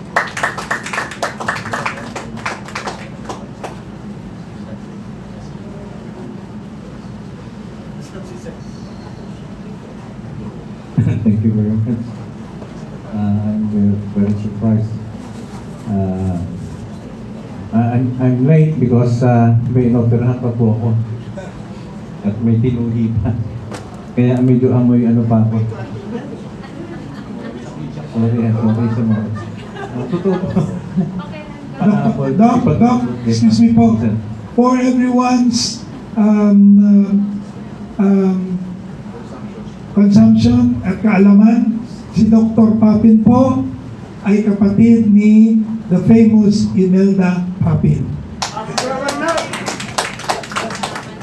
Hindi po ako kakanta ng isang linggong pag-ibig, kundi walang hanggang pag-ibig. Alang-alang sa Maharlika. Di po ba? Kasi actually, biglaan po yung tawag ni Sec, who is very close friend of mine, in principle in advocacy. Talaga lahat so far, nung tumakbo si Presidente Duterte, all out ang support po namin. Since that we have also an organization in our district, nakita ko yung advocacy and vision ni Sec Mamunjong for the people and for the country. So actually, we only live once. It will never happen again. Actually, sa AIDS po natin, what we are looking for is for the betterment of our country. Wala pong ibang tutulong sa ating bayan kundi tayong mga Pilipino na. Di po ba? Kaya po, nakita ko at pinakikinggan ko po yung hindi pong sinasabi kasi bago lang po sa akin. Ba't sa puso ko'y luma na po yun? Di po ba? Kasi ang layunin at adhikain po ng ating Pangulong Duterte ay para sa bayan. Di ba? Kaya nga po natin siya sinuporta ng gusto. At nagsugal po tayo muli dito po kay BBM. And actually, I'm also still a member of the Partido Federal ng Pilipinas. Kasi original member din po ako ng PFP ng City. Diba? Yan sila Hilda, Dr. Hilda, Peralta. Yun po, nagkaroon nga po kinikwento niyo po kanina, and that's true. Kasi buhay po ako na saksi po doon nung nandun po sa Comelec nung paglaban po tayo. Na-approve nga po yung PFP. At si Sec Mamunjong nga po yung talagang siya na ganun. Although wala po siya doon sa pangalan, nandun po sila. Hindi ko na po babanggitin na sila. Di ba? At sila po yung namayanin, di ba? But hoping for the best na kung sakasakali, ang iniisip po natin sa kapakanan ng pangkalahatang mamamayang Pilipino. Di po ba? But unfortunately, it's the other way around, I think. Okay. Kaisa po ninyo ko dun sa layunin. Kasi sa edad po natin, nakita po si Atty. Marrera na ang ganda po ng kanyang mga binibigyan. Na ilang taon na lang tayo mamamalagi dito sa mundong iba po. Tama po ba? Pinakang mahina na siguro 50 taon. Naabot na. Di ba? Di ba? Huwag naman. Hindi, totoo yan. Kasi, sino ang aakay? Sino ang magbibigay ng pagpapahalaga? Kundi tayo mga nandito sa states natin na henerasyon. Dahil yung mga kabataan po ngayon, wala po silang iniisip kundi po ano yung hey. Di ba? Sa nakikita po natin at pakikita po natin na direksyon sa ngayon, sa nangyayari, medyo nakakabahala. Ako po, buksan niyo po ang aking puso ay pula. Ang kaisipan ko po nung ako ipinanganak, pula po yan. Hanggang ngayon po ay pula. Nung nawala po si Presidente Marcos, ilang taon namin kami nagbuksan. Ang aming pamilya. Nabenta ang bahay namin dahil po sa kanila. Dahil sa suporta doon sa mga loyalista. Until such time kaya nga nagkaroon ng pelikula ng loyalista si Vice Governor Romero. Siguro, di ba ba? Nakita niyo po yan. Ngayon, dahil po doon sa sobrang suporta doon po sa matanda. Dahil maganda naman talaga yung nakita. Kaya nga po, nung huli, 31 million, di ba ba, na ang bumoto. At kung nagbabakasakali na ito na ang mangyayari, kagandahan, kaginhawahan ng bawat bawat. Pero sa nakikita natin ngayon, hopefully, sabi ko nga, sana matapos na at si Vice President magiging Presidente. Di ba ba? Kasi sa nakikita ko po, si Gomez kasi si BBM, masyadong malambot ang puso. We need people, we need person, leader, na katulad ni Presidente Duterte, sana nga, yung tinatawag na continuity. We now need the continuity of the legacy of our president, the former president. Yeah. Di po ba? Kaya I would go and embrace yung balakin ng ating PPM at kaisa po ninyo kami doon at siguro panahon na hindi naman na tayo makikipaglaban sa ating kundi susuportan sa ating pong kalahatan tungo sa isang magandang umaga ng ating inabanan. Di po ba? Si attorney, sabi ko nga, ang bata pang attorney, ito po kinabuhok natin. Sa totoo lang, sabi ko nga minsan, ilang taon na lang tayo mamamanalin dito sa ating bayan. Di ba? Sa mundo iba po. Pero, ano ang pwede natin magawa? Kung hindi tayo kikilos para doon sa magandang bukas ng mga henerasyon na darating. Kaya, nandito po, ma'am, kayo, kaisa po ninyo ako doon sa magandang layunin para sa bayan.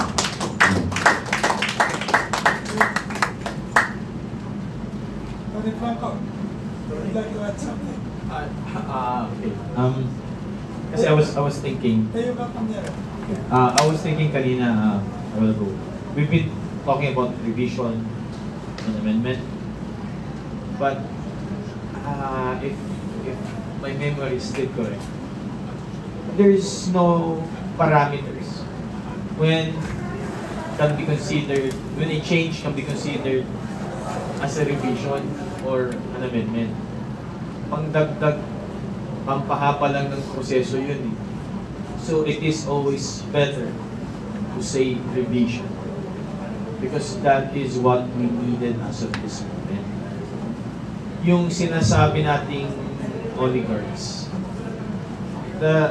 ang reason dyan, the reason why they are still in power is because they are in a better position wherein they get to abuse the Constitution, the 1980s, or to take advantage of the 1987 Constitution to the extent that by taking advantage of it, they are depriving our constituents, mga manghirap.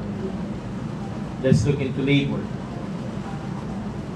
For the past, since 1987, employees are paid not in a daily basis, not in an hourly basis, but they are being paid, used and abused by their employers in a daily basis. So, napakaraming dapat palitan, baguhin sa ating konstitusyon.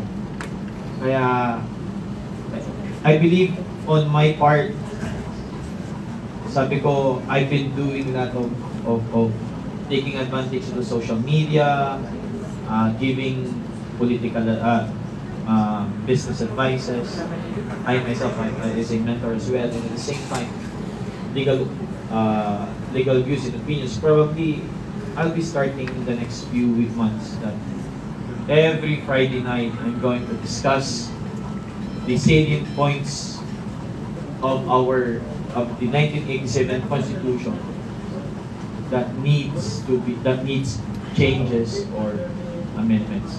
In that way, I believe I can help promote and start with the awareness of our youth, mga Generation Z na nandiyan na ngayon. Hindi ko alam kung sino pa, WXY na. Because it appears that they have no concern at all. Already, you ask them about the 1987 Constitution, wala silang alam. So, it's about high time that we again go back to the basic, go back to the academic, na isingin natin ang edukasyon para sa pagbabago ng ating bagong saligang batas. So, that's what I say. So, probably, I hope, ina-invite ko na kayo starting next Friday, umpisan ko na ang aking advokasya na ako'y magdi-discuss. Maski provisions lang, this topic lang gabi-gabi every weekend kung saan gisingin natin ang ating mga kababayan para sa pagbabago ng bagong Constitution ng Pilipinas. Very nice. Danyero, gusto namin ng update, ha? Oo. Anyway, in line with this, napag-usapan po natin ang mga tinatawag natin oligarchs. Alam niyo po ba na ang contractualization is prohibited? Danyero, siguro i-discuss mo na to. Contractualization is prohibited. McDonald's, Jollibee, KFC, what have you. But the hired employees, ito pong mabababang employees nila, contractualized pa rin. Why? Dahil kasi nga, Congress cannot pass a law that will put a stop to contractualization. Why? Because Congress is pervaded, is the seat of some big oligarchs. Alam po natin yun. Kaya hindi makapag-pass ng batas or ayaw na lang nilang mag-pass ng batas na will definitely prohibit contractualization. When I was a practicing lawyer, ilan ang mga labor cases na tinulog ko sa amin labor. Pagdating doon, siyempre itong aking libre na nga yung aking attorney's fees. Pagdating doon, pagka in-offer yung aking kliyente, bibigay na sila. Hanggang ngayon po, yung contractualization na yan. Ano ba yung mga pinoprohibit? Oh, yung mga walang enabling law. Itong ating, ano to? Kung magkapatid, mag-asawa, dynasty. Hanggang ngayon hindi nila pinapas ang enabling law nito. Kasi, correct. Pero, hindi nila gusto yun. Oh, hindi na po ako lalayo. Alam niyo po ba ang gobernador namin ngayon? Ang tawag sa kanya, Dennis Pineda. Ang vice mayor niya, Nanay Pineda. Before, nag-serve po ng 3 consecutive terms. Nanay Pineda, governor. After the 3 terms, pinaghabol ang anak niya as governor. Tapos ang anak niya, nanay niya, ang vice governor. Doon sa bayan nila, sa Bacolor, anak ni ang Mayor Pineda. Doon sa San Fernando, this coming hahabol daw ng Mayor, Santa Rita pala, habol, ang Mayor pala ang anak niya. Pero although merong argument nga sa ang tao naman ang bumuboto, kaso nga, if there is a law that prohibits it, hindi mo naman sasagot na ang tao ang bumuboto. Prohibition yan eh. Illegal na yan eh. Disqualified ka na. And sino ang mga nakakagawa lang nito? The high and mighty, the oligarchs. Danyero, let's go. Meron naman pong enabling law when it comes to anti-dynasty. Kaya lang, ina-apply lang sa SK. sa SK lang, sa kapitan ng barangay. Opo. Pero pagdating po sa mga upper positions, patay po. And in addition sa sinabi ni ni Yusek kanina. Matanong ko lang po kung may data po kayo, ilan po ba sa mga legislators po natin in both houses ang may franchises ng Jollibee, McDo, KFC at ano. Kaya sa mga ganun pong bagay na, at saka in addition sa dynasty, ilan po sa kanilang magkakapatid at magpinsan. So, sagad na sa buto, sa ugat, yung pang-aabuso ng ating constitution. So, I believe we have no other option. Attorney, dugtong lang po. Kasi, kung napapansin po ninyo, ang lahat po ng mga nakaposisyon ay kasama po sa sindikato ng politika. Wala pong mga mahihirap na nandiyan na may mga kaisipan para sa bayan. Lalo na pag ikaw ay diretso. Bakit? Kung si Mayor na alam kang diretso ka, isasampali ka. Bakit? Makikita ang ginagawa. Experience-wise po yan. Kaya, yung may mga kaisipan, sino mga nauupo? Yung wala nito. Pero, hawak na ni Mayor o ni Congressman. Kasi kung ano yung gustong gawin ni Mayor, ni Congressman, ni Governor, ay kailangan mangyari na walang kukontra. Kaya yung may mga, attorney, may mga kaisipan na magaganda na katulad natin, na wala tayong kakayahan na bumili ng boto, walang kapasidad na manalo. Di po ba? Pero samantalang ang puso mo, yung advokasya mo, mission mo para sa bayan, ay nandoon. Pero sino ang nangingibabaw? Yung may mga pera at hawak ng sindikato ng politika. Kaya nga po, kung yan mangyayari, magkakaroon ng pagkakataon, sino mang Poncio Pilato na merong kaisipan, talento lalo na, doon sa mga mahihirap, nakapangkapanya, ano ang nasa puso ng taong bayan. Maibibigay niya yung tamang serbisyo sa bayan. Di po ba? Ano ang nangyayari ngayon? Kung sino ang namamayagpag, sila ang nandoon sa taas, negosyo, lahat, kontrolado nila. Kawawa, sino? Yung mahihirap. Di po ba? Kaya po, sana itong umpisa na to, tuloy-tuloy, para po sa magandang bukas, bago man tayo mawala sa mundong ibabaw. Dr. Fabin, following up your speech, when we started the campaign for the change of the government from the unitary to federal form of government, we launched the federal form of government, but the only difference is that the change must be from the bottom. That we term it bottoms up federalism. Kasi pag inumpisan natin dapat dun sa baba, kasi yung nasa taas matitigas na yan, maraming pera yan. So, we are going to start from the foundation. So, once the foundation collapse, siyempre, magkukulaps na rin yung nandun sa taas. So, it's a must for us to start this campaign through bottoms-up federalism in order that the constitutional change that we look for will prosper.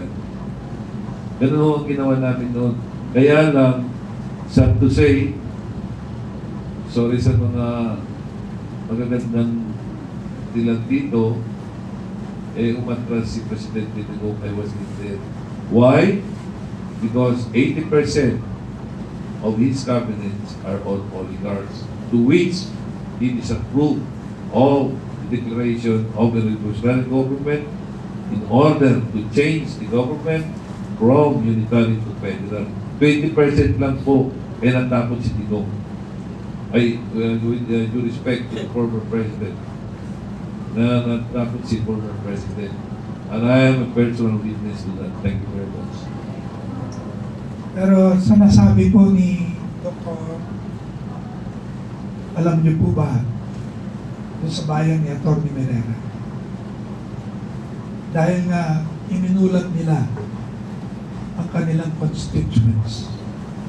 Now, the politicos of their municipality were ganging up on the brothers Merera. But, sabi nga natin, the voice in the wilderness, they lit up a candle. At iminulat po ng magkapatid na Merera kung ano ang nasa loobin nila sa puso at sa isip. Dahil ng ang silang magkapatid, they are meant to alleviate the life and the conditions of the people of Binmalik. Pinagkaisahan po yung magkapatid. Pero lo and behold,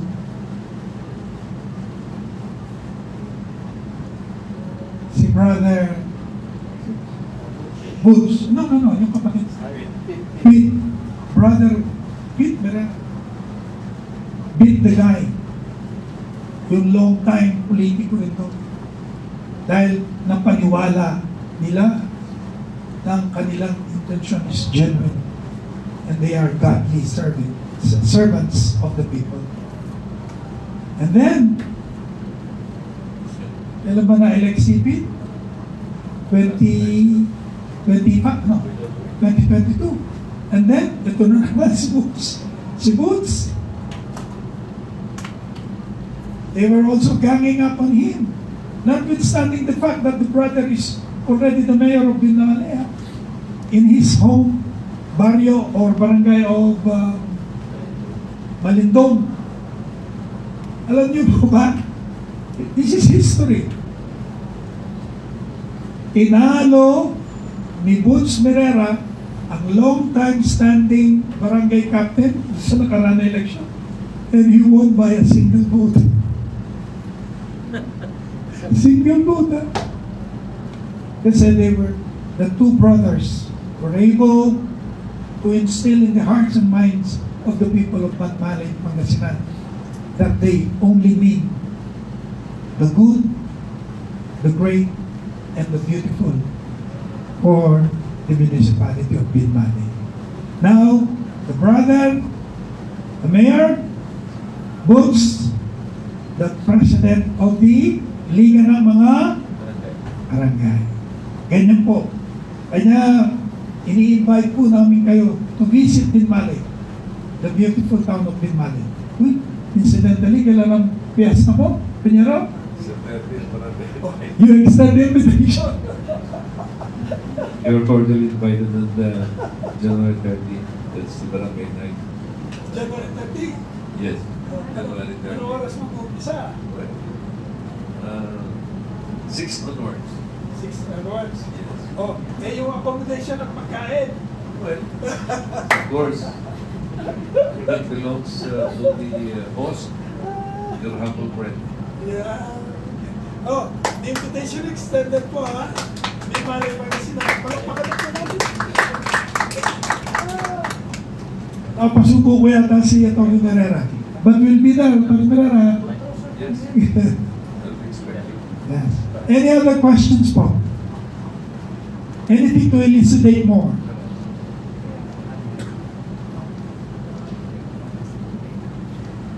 Vin, ay, Bernard. Oh, saan ang mga ano natin? Okay naman? Ah, yes sir. Isa lang po. Medyo natatwa ko doon sa binanggit nito yung brother natin. Baka kung akala niyo, nag-iisa kayo. You are not alone, my friend. Kasama po kami doon sa mga binabagit. Wala ka lang po sa ating madalumi ka Allah subhanahu wa ta'ala. Pag hindi ho mabago ang sistemang ito, ay kailanman ang mga mahihirap, ilalong mahihirap. Maikli lang po ito sasabihin ko. Doon po sa aming Mindanao, higit sa lahat na Lanao del Sur. Meron pong more or less 40 taon na namamayagpag ang isang pamilya. Abay, ko ninyo, hindi mo naglalagay sa bangko. Pero po silang maliit na barangay. Kung tawagin yung silidan. Pero sa Awigang Maranao, tapukan. Tapuka. Doon po isinisili yung 500 million pesos hindi ko nilalagay sa bangko. Kung gusto niyo malaman sa leksiyo ano sinasabi nito ni Sultan, alam niyo po, hindi ko ulihim sa inyo na ang ating kagalang-galang na sekretary, my brother Jen Mamundio. Tumakbo siya. That was 2019. Kasama ho ako noon dahil pinapayag din ako bilang alkalde ko no, sa aming dating ang municipality. Wala po nangyari. Alam niyo kung bakit? May tao kami. Pero, huwag itong mamasamay. Minsan po ay sumamalot po sa ating kagalang-galang na Pangulo. Walang iba kundi si Duterte. Si Duterte, ang dugo na nananalaytay sa kanya, mga ugat ay kailanman ay mananatiling Maranao. Alam niyo kung anong totoo. Pinabayaan ho kami sa isang mabigat na dahilan. Alam niyo kung malalaman po ninyo kung paano kami naging nagpres, paano kami naging nalaki, hindi ko na sasabihin. Kasi sinama ko na ho doon sa mga dumaan na malalakas na hangin. Kaya nandito kami para baguhin natin, buhay natin muli ang ating pag-asa. Kayo, ang nandito kami sa Grosor. Ipakita niyo na totoo kayong tao. Huwag yung plastikan. Dahil kami, buhay namin, kasama ninyo.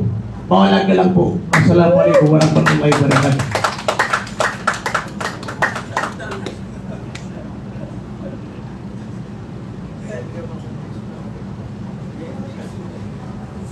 Anything more po?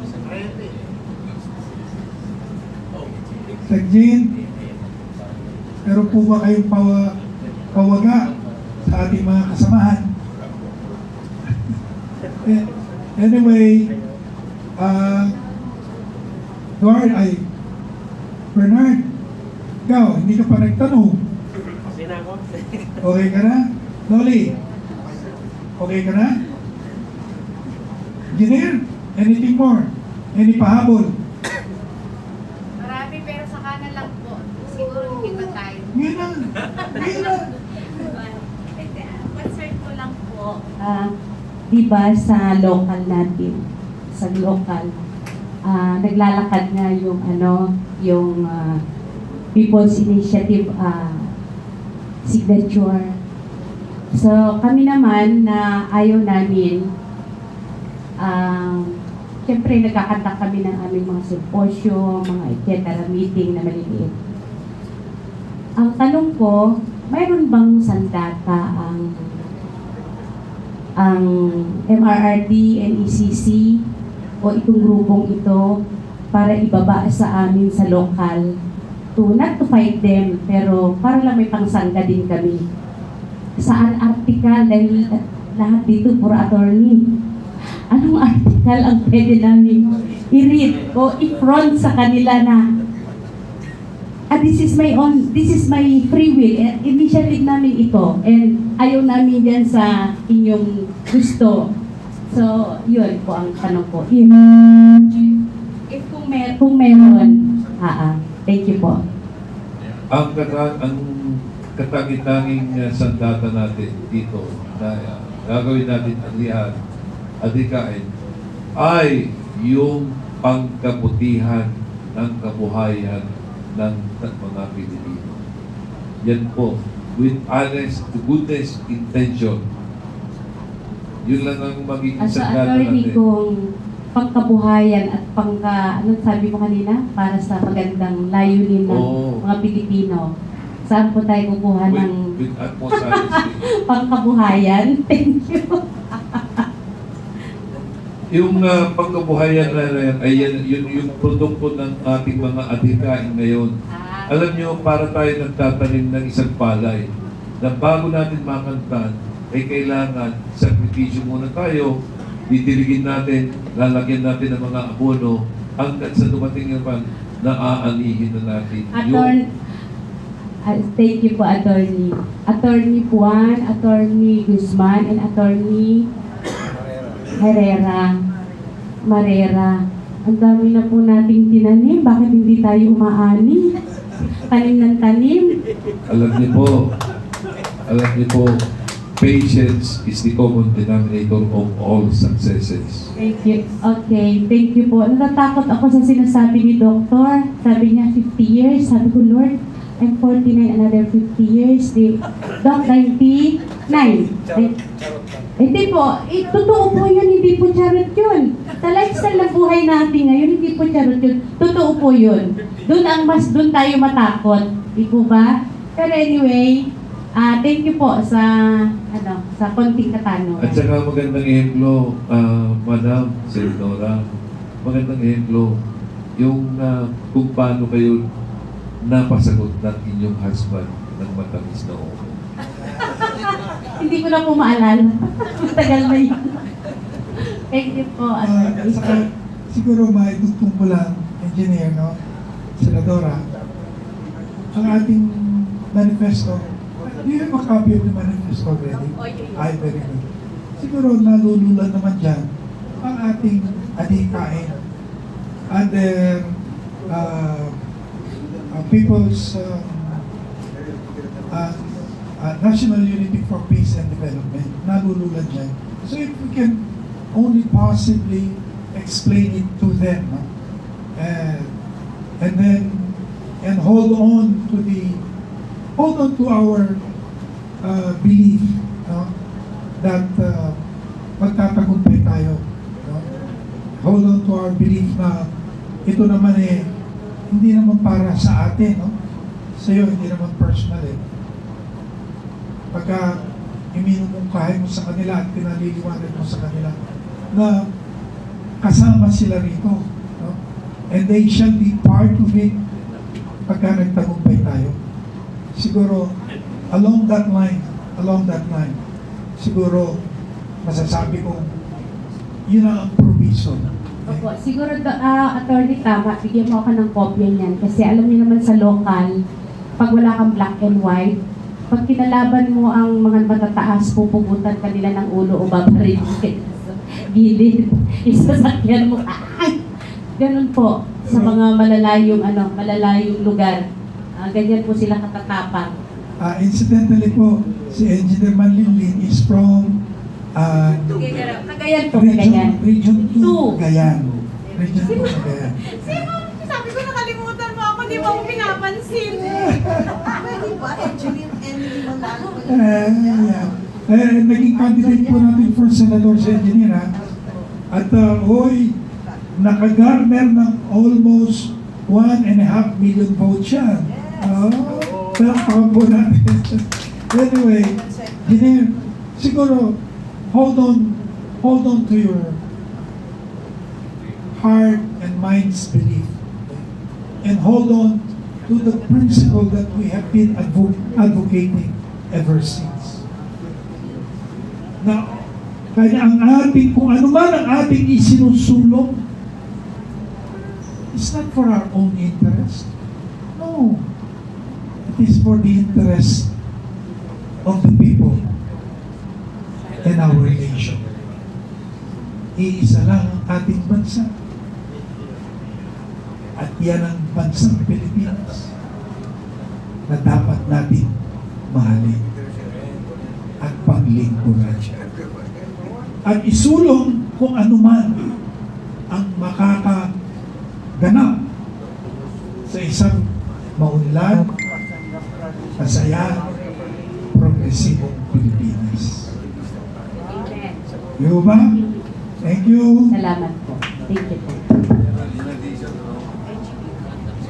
Baka magmula ngayon, with the permission of the Secretary, the Honorable Jin Mamundong, With your permission, sir, baka pwedeng magtawagan na tayo ng hindi Pilipino, Maharlika. O kasi ang Pilipino, it symbolizes colonialism, a colonial mentality at that. Baka pwede, mag-umpisa na tayo ngayon na tawagin natin yung sarili natin na in our group, we started Maharlikans. Pwede ba yun? Second motion. We vote for it. Second motion. Second. Second. There is a motion that especially our group, okay, we shall now from this day forward address ourselves as Maharlikans. Yes, sir, there is a second. There is a second. Do I hear any objection? No objection. The motion is carried. Mabuhay ang Maharlikano.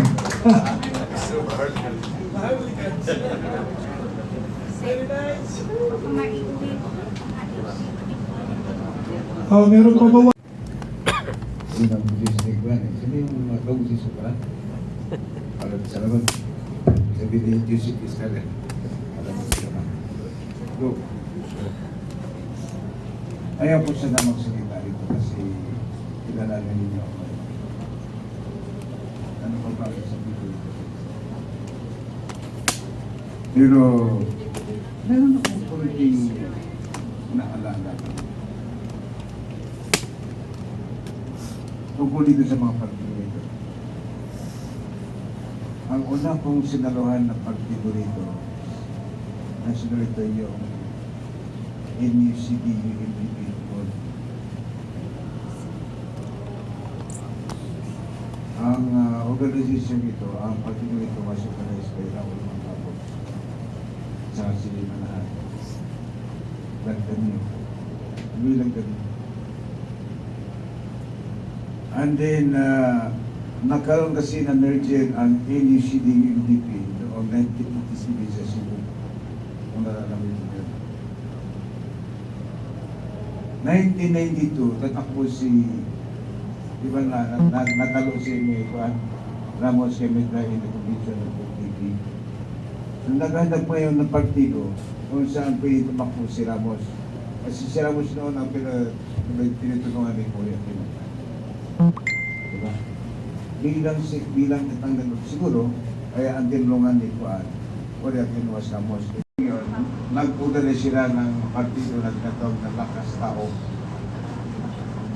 Sa oras na yon, ang napupusuan ng NUCD-UNDP na pagtakbo sa pagkapaula ay si for Elected Justice Marcelo Fernandez. Noong hindi tumuloy si Justice Marcelo Fernandez, we welcome the idea of merging or policing with NUCD-UNDP, naglakas NUCD-UNDP ang partido. Kasi sa mga oras na yun, ang lakas ng tao, hindi na pwedeng i-register kasi wala nang panahon eh. Ang registered na partido na pwede siyang tumakbo ay yung lakas NUCD-UNDP. So nag-merge tayo. After the election, kasi nanalo si Ramos, si Ramos yun, si Ramos eh. Ang Vice Presidente ang Sistana. Ang Vice Presidente ang Sistana. Then, dumating yung eleksyon. Sa kailan dumating yung eleksyon? 1998 pa yun? 1998. Kung saan tumakbo doon si Divinisha for President. And then si Gloria for Vice President. Pero sa mga oras na yun, sumikat si JP kasi bilang adas kita ng DTI. Alala niyo, ang unang posisyon na hinawakan ni Gloria Macapagal was ang Secretary of DTI. Sumikat siya doon, kaya tumakbo siya sa pagkasenador, kaya nag-number siya. Diba? Ang patatakwin sana namin sa pagkapangulo sa mga oras na 1990 was Gloria Macapagal. Yung rating niya napakataas. Diba? Pero ganun pa man kasi ang Secretary General ng partido was Speaker Iglesia. Siya ang napiling patakboy sa pagkapangulo and Vice President si Gloria Macapagal. 1998 natalo si Benicia at si Gloria ang elected as Vice President. No, Vice President. Or anyway, Vice President, nanalo Vice President. Nanalo si Gloria Vice President, ang President din sa Iraq. Yun. Ang partido na dinala ni Gloria sa grupo was Camping. So nagiging lakas initiative Camping, napakahabang pangalan. Ang sabi na may karuyo, kay sinatin yung pangalan natin, ginawang si Hindi. Yun ngayon ang partido. Si Hindi, Christian Muslim Democrats Party. Okay? Alam ba ninyo kung sino ang chairman dyan? Si Gloria Macapagal ang chairman dyan. Ang vice chairman ay si Senator sino sa committee? Senator Bong Revilla ang vice chairman dyan. O ang sinasabi kasi kinausap ko si Kuan, sabi na co-chairman ako. Ang presidente ay si Speaker Martin Romualdez. Yun ang presidente ngayon. Siya presidente. Ako naman, sa mga oras na yon, nasa pinipilaban ako eh. From Lakas, kasi natalo si Iglesia, pumunta ko sa pinipilaban. Kung saan naging ang pinakahuling posisyon ko sa pinipilaban was Secretary General. Ako ang na-organize ng pinipilaban sa buong bansa. At the same time, noong pumunta tayo sa Kuan, nakataon lang na hindi na isama si Kuan, si Suchi. Hindi na isama sa Bangko Pulo 15. Pero original din ito eh. Diba? MRT NECC. So yun, in-organize natin yung MRT NECC sa Davao. Nung puntahan namin si Ligo, ang sabi niya, hindi ako tatakbo. Noong unang kausapin namin si Ligo, ang sabi niya, hindi siya tatakbo sa pagkakaroon. Pero noong magsalita siya, ang sabi niya, hindi ako tatakbo, pero kung tatakbo ako, ang Vice President ko ay si Coco Pimentel. Yun ang sinabi niya. Ngayon, pag hindi ako tumakbo, sabi niya, si Coco Pimentel na lang ang ating kandidato sa pagkakaroon. Kasi siya ang presidente ng Kuan, Pilipinas sa oras niya. Siya ang Pilipinas. Okay, so, nang matapos yung ginawa naming consultation sa Manila, yung Mindanao Environment Movement, kasi tinanong ko yung lahat ng delegate doon sa Mindanao Environment Movement at sabi nila, ang gusto namin tumakbo sa pangpangulo as interview. Yun. Ang unang sinabi ng mga leaders ng Mindanao ay sa interview. Kaya kami napunta doon sa Mindanao para ihayag din na ang kandidato sa pagkapangulo ng Mindanao ay si Coco Pimentel. Kaya ang sinasabi ng mga leaders ng Mindanao ay sila po, hindi si Coco Pimentel. Doon sa pagpupulong na yun, nandun si Ninit Pimentel, si Kanda, yung mga leaders ng Mindanao. Noong matapos yung 3-day Mindanao Empowerment Movement, bumalik ako sa Manila, pinasok ko. Sabi ko, pasensya ka na kasi ang gusto ng mga tao doon, ang pagkandidato sa pagkapangulo ay hindi ka. Mag-vice president kayo lang. So hindi niya tinanggap. Ang sabi niya, maganda na lang kayo ng Tagaluson dito. So ang una ko pinuntahan pala, ang namin pinuntahan ay si Gilma Santos. Ano wala pa kayo? Si Gilma Santos, ako na namin pinuntahan. Bakit? Kasi ang narinig namin ng kandidato sa pagka-vice presidente ay si Lino Robredo. Itatapag sana namin si Gilma Santos. Diba kasi medyo artista eh. Diba? Artista si Gilma Santos. Pero nang pumunta kami, sabi niya, okay, magandang idea, pero konsultahin ko si Ralph Victor, bagong sekretary ng Department. Hanggang matapos ang eleksyon, wala kami narinig kay Juan. And then, pinuntahan namin si Rodrigo. Rodrigo sa Nagasin. Sabi na hindi ako tatakbo. Yung pala ay tatakbo sa pagka-vice presidente, pero meron naman sila katandaan. Kami naman, naganap kami na vice presidente, pero nadulong halos araw-araw, nadulong sa lugar si Kaitan. Si Piket, halos nadulong araw-araw, nadulong sa lugar. So, ang napupuso ako kasi si Marcos. Ito Marcos, si Vice President. Bakit? Kasi ang unang partida sa nalihan ko ay Kiko Sambang Pilipunan. Naging Marcos loyalist ako na doon. Tumakbo ako sa pagkabukal sa Lanong del Sur. Pag ibinuto mo kasi yun, ay di ba Black Putin siya was na yan? Black Putin. Pag ibinuto mo ang KBL, dala na ang lahat. So nanalo ako noon bilang bukal. So naging Marcos realist ako. Naging membro ako ng ano ba ito, KBL. Mayroon ba akong certificate of membership na ang nakapirma ay si Juan Marcos mismo. Hindi na profession ako. Nasa akin yun. Naging Marcos realist ako. So ang nasa isip ko, ang dapat maging Vice President hindi ko, Duterte ay si Marcos. Pumunta kami sa labas. Ang idea, pagpunta namin siya dahil, ikaw sabihin sa Emi, sa mga oras na yun, siya ang gobernador, para makausap si Bongbong na tumakbo sa kuwan. Diba ito, partido, pero under Duterte. Yun. Pero hindi kami sinipot ni kuwan, Madam Amy Marcos. Nandun kami sa baba, nasa taas, hindi kami sinipot. Yung pala dahil magkaibigan na pala sila ni kuwan. Ay, ni Duterte, hindi ba sinabi niya sabi niya, magkaibigan sila. Di ba? Magkaibigan sila Gwen at saka si Injet Amante, na gubernur ng Agusan Bayo, Ricky. So si Ricky ko, kilala niya si Injet din. Ricky, huwag ka natutulog. Okay, siya yun. So yun na nga, hindi namin nakausap. So bumalik kami rito, pinausap ko si Peter Wallace. Sabi na first lady. Sabi niya, kausapin mo, hanapin mo ang anak ko mo. He decide for himself. Yun, sabi ni Romuald Dito. Pinunta ko sa San Juan, yung bahay na dyan sa San Juan. Pinunta ko si Pilta. Para nakibong ko. Hanggat nakadalawa ako, may mga emisary ako sa headquarters noon. Dito, tumatakbo siya sa pagka-vice presidente. Ang gusto ko sana, vice presidente dito. Ang problema si Alan, araw-araw nandun sa Davao. Kasi ang nakita niya. So ang ginawa ko, pinunta ko si Duterte sa Davao. Sabi ko ako sa Pelikwan.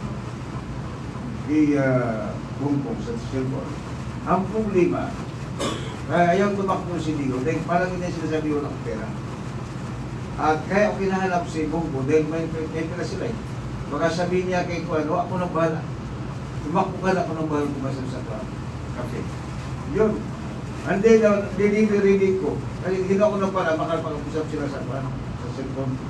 Ang sabi ni Duterte, kasi ang tanong ni Bongbong, tatakbo ka ba? Sabi ni Duterte, sinabi ko na sila, hindi ko tatakbo, dahil ko wala akong pera. Ang gusto ko sana sabihin ni Bongbong, tumakbo ka na, abog ako sa Masari. Kaya hindi nangyari eh. Abay, nang tumakbo kasi ko, Duterte, ang inanaw niya si Peter, hindi si Bongbong. Yun ang nangyari. No, ito na yun. Sa PEP. Alam niyo yun ang PEP. Ang umasnan dyan ay ako. As a Secretary General Sessions. Ako ang sumulat ng Flood Board of Government. Ako ang sumulat ng bylaws niya. Si Atty. Briones ay General Counsel lang. Si General Lanson ay Interim Secretary General. Yun ang nangyari. Kasi kasama ko na sa UTC, dadala ko na undersecretary. Pero kapag na kasi diyan kasi sila, ilang piso sila nung si diyan kasi, ay di wala ka ba? Sige na ako na bahala. Yun ang nangyari. Anyway, noong mag-fight na si Kuan, si Marcos, nag-fight siya under PEP. Nag-chairman siya doon eh. Hanggang nagkita siya chairman. Pero on record, ang unang chairman ng PEP was General Abraham Mangili. Ang unang presidente dyan ay si Ryan Rivera ng General Santos. Ako ang pumili doon. Ginaganyan-ganyan ko lang yan. Ang nag-designate na yung General Santos, ako. Diba? So yun. So nagkaroon ng consultation, hindi ka naman makalidisinig sa political party, political advisor, maniwala kayo. At tumulong dito sa presidente at sa para ma-accredit yung partido. Tulong din siya. Alam mo kung noong tumakulo si Marcos, may na-receive ako ng tawag. Ano ang sinabi niya? Yung tumawag, ha? Wala kong mga sila. Yung tumawag, sinabi siya. Sayang. Sayang. Yun. Pero ulitin ko sa inyo, ilang bisis na sinabi dito, sino? Ilang bisis na kami na kasi palagi ako nag-meeting dito. Ilang bisis ko na kung maalala mo ito pa, Bernal, na makamarkos ako. Ilang bisis ko na sinabi na makamarkos ako. Marcos realista. Sinasabi ko yan. Hindi na ako nag-umpisa eh.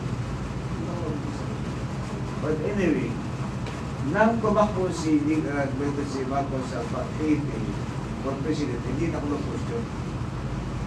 Ang importante kasi hindi mapala. Kasi yung kuwan eh. Yung tandem nila ni kuwan, Sara, malakas yun eh.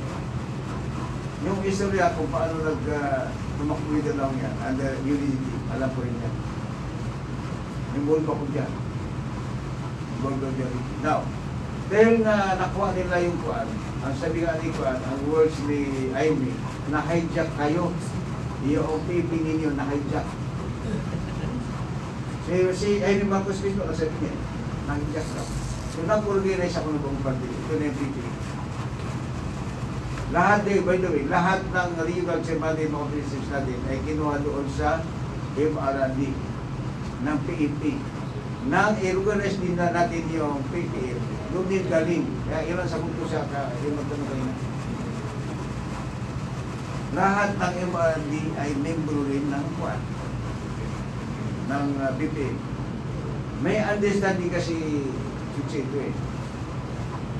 Noong organize natin yung PEP, ang sinabi ko kay Chairman John, lahat ng membro ng MRD ay automatic members of PEP. Noong nagtakbuhan na, ayaw niya ng MRD. Ayaw niya ng MRD. Wala tayong magawa, so dahil nandun si Digong eh. Diba? Kahit hindi sinabi ni Digong na kung tayo, BBM siya na tayo. Pero ang sinasabi niya, nandoon ang anak ko. Nandoon anak ko. Ang ibig sabihin, ang lahat ng membro ng MRD ay sumuporta kay Marcos. Now, this is the explanation of the 31 million votes. Ang explanation na ito, Doc, nung tumakbo si Marcos o Vice President, ang nakuha niya is almost 40 million. Si Digong naman, nung tumakbo sa pagkapangulo, ang official din ako ay more than 16 million. Pwede yung dalawa, more than 30 million. Yun ang punto. That is the vote of one president. Yun ang punto, 30 million.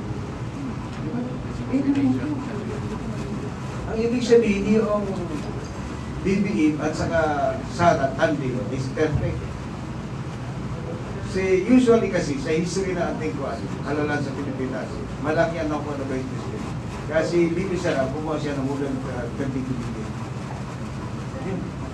Yun ang explanation dito na hindi naintindihan ng iba. Na dapat kasi itong dalawang grupo hindi makahiwalay. Dapat hindi makahiwalay. Tayo, in-organize natin ito para bilang centrist tayo eh. Pumapagitna tayo. Bakit? Pag naging successful ang administration ni Marcos, ang makikinabang ay ang mamaya Pilipino. Pag hindi naman naging failure ito, ang masasaktan din ay ang mga Pilipino. Diba? Ang gusto ko sa personally, ituloy yung pagkakaisa nila sa unity. Ituloy. And they will decide for a country. Meron tayong malaking problema ngayon dito. Na sinasabi ko yun kaya Bernard kayo. Halimbawa lang, pag nakaroon ng gira ang Kano at saka China, sino ang masasaktan dito? Tayo. Kasi ang magiging battleground ng Kano at saka China tayo. Kasi yung mga American armaments dito na eh. So ang bububayin tayo. Oh. Ang tanong, handa ba tayo? Pag nakagira ba, may makakain ka ba, Ricky? Yung kinakain mo na masasarap, wala na yan. Oh, wala na yan. Pag nakagira, Handa ba tayo makainin ang 110 million people? Ha? Handa ba tayo? Hindi tayo handa. So, ang dapat tutukan dito, SUDSI ay pagkain. National Food Sufficiency. Yun ang dapat natin tutukan dito. Kung magkagira, mayroon ba tayong tatakbuhan na bangker? Sa ibang bansa, may mga bangker sila eh. Di ba? Mayroon ba? Alin ba yung mga taga Quezon City? Saan sila pupunta? May paghanda ba rito? Ricky, ikaw nakatira ka sa Makati. Alin mo lang. Saan ka ba pupunta pag nakagira? Saan ka pupunta? Mayroon bang nakaraikulo sa'yo na pag nakagira, kung ka pupunta? Kung may bangker ka doon, Ricky, meron ka bang pagkain doon? Baka doon ka mamatay sa gutom sa bangker na yan. Yun dapat ang tingnan natin ng gusto. Kasi yung ang problema ng mundo ngayon ay baka magkaroon ng third world war. Pag nakaroon, ano mangyari sa atin? Handa ba tayo? Maraming mamamatay sa atin dahil sa gutom. Walang pagkain. So yun ang dapat tutukan. So yung pagwatak-watak ng mga leaders natin, hindi po tama yun. Dapat pagkasin.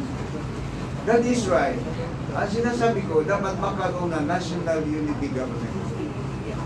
National Unity Government. Tingnan. Sino ba yung dapat nanonood sa National Government na yan? Para hindi natin magkawatak-watak. Yun dapat ang tingnan. Now, bakit federalismo ang ating isinusunod dito? Kailangan kasi, kung hindi ka magkaroon ng National Food Sufficiency, dapat magkaroon ka ng Regional Food Sufficiency. Kanya-kanya. Alam mo lang, ang Makati, pagdating ng kuwan, kagutuman, saan ka kukuha ng pagkain? Saan?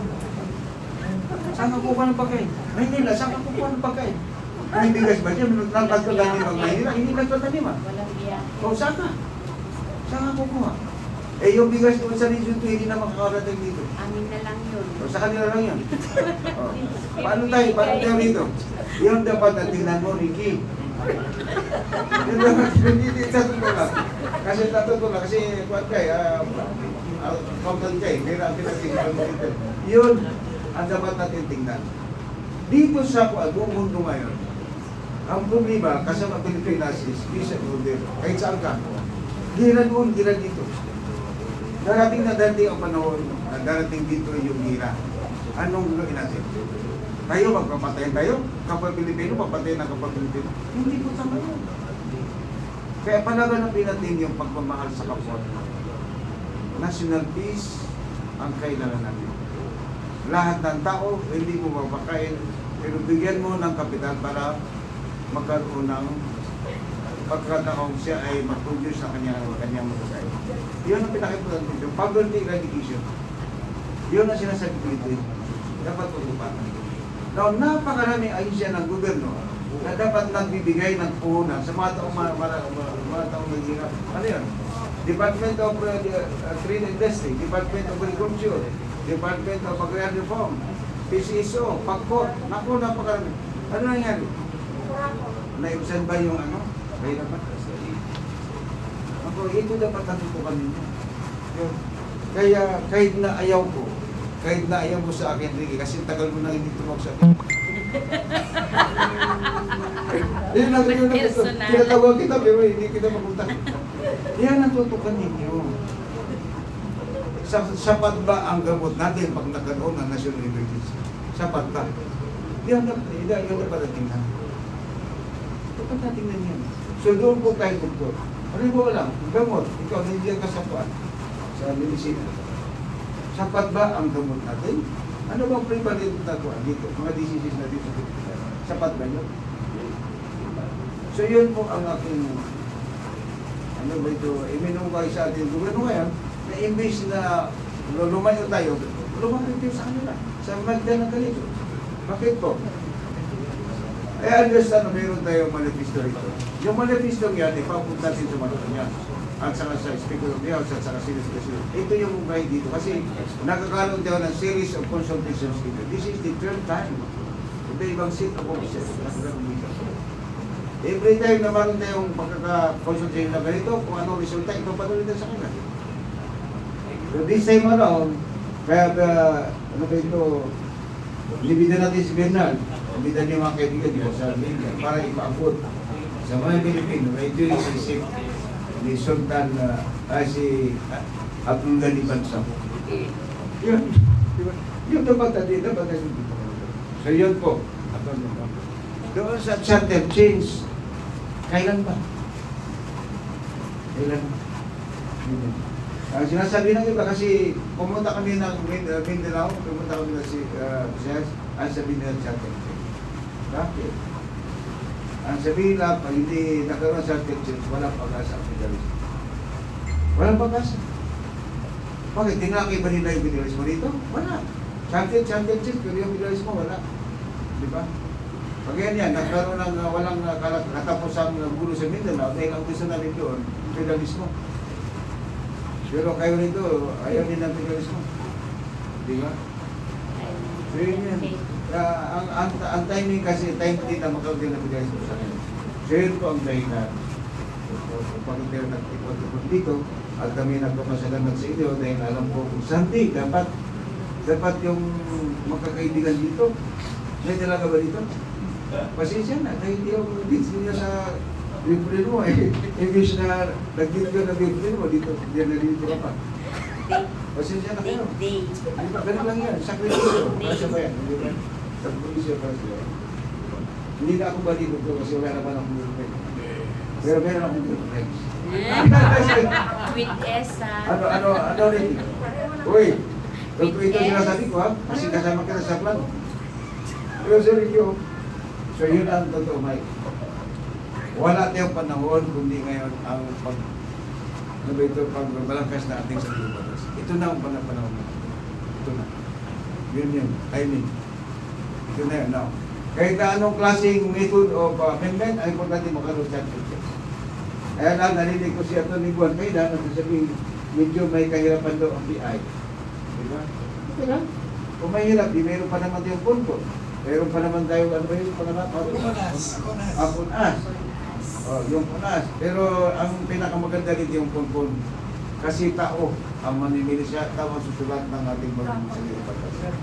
Pero kasi kung punas, ang susulat yung mga kaibigan mo sa Kongreso. Mahal ko ba naman yung mga Kongreso man? Ano rin, di ba? Mahal na mahal ko kung ano yung sulat nila, yun ang susuntahan mo. Pero kung ito ay magiging kuhan, punpun, anong malay mo? Baka yung pa yung magiging iligan mo ito. Di ba? Oo. Kung ayaw mo, issues it. And then si Dr. Galpas, pwede rin maging hindi kayo. Di ba? Doktor, hindi ba? Oo. Hindi kayo mo din hindi kayo. By election or by appointment, okay tayo dyan. Ang importante, magkaroon na charter. Hindi tayo magkaroon ng tunay na kapayapa sa ating bansa hanggang hindi nakaroon ng bagong saligang batas. Maniwala kayo po sa akin. Sa Mindanao po, yun ang bato pa rin namin doon. Charter change. Yun ang gusto namin. Huwag naman dito sa Luzon ayaw.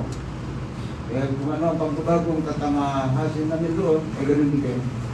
Diba? Kung may mga benepisyo, ganun din yung mga benepisyo. Maraming pong salamat sa inyong pagdalo. Sorry na lang po. Gusto ko yung may dalalo, magmukhang mga dalalo ito. Ha? Madalaga ba yan? O kasi siya na. May ibang ko pa naman, may dalating na linggo pa. Ha? Okay po, so maraming pong salamat sa inyo. Thank you very much.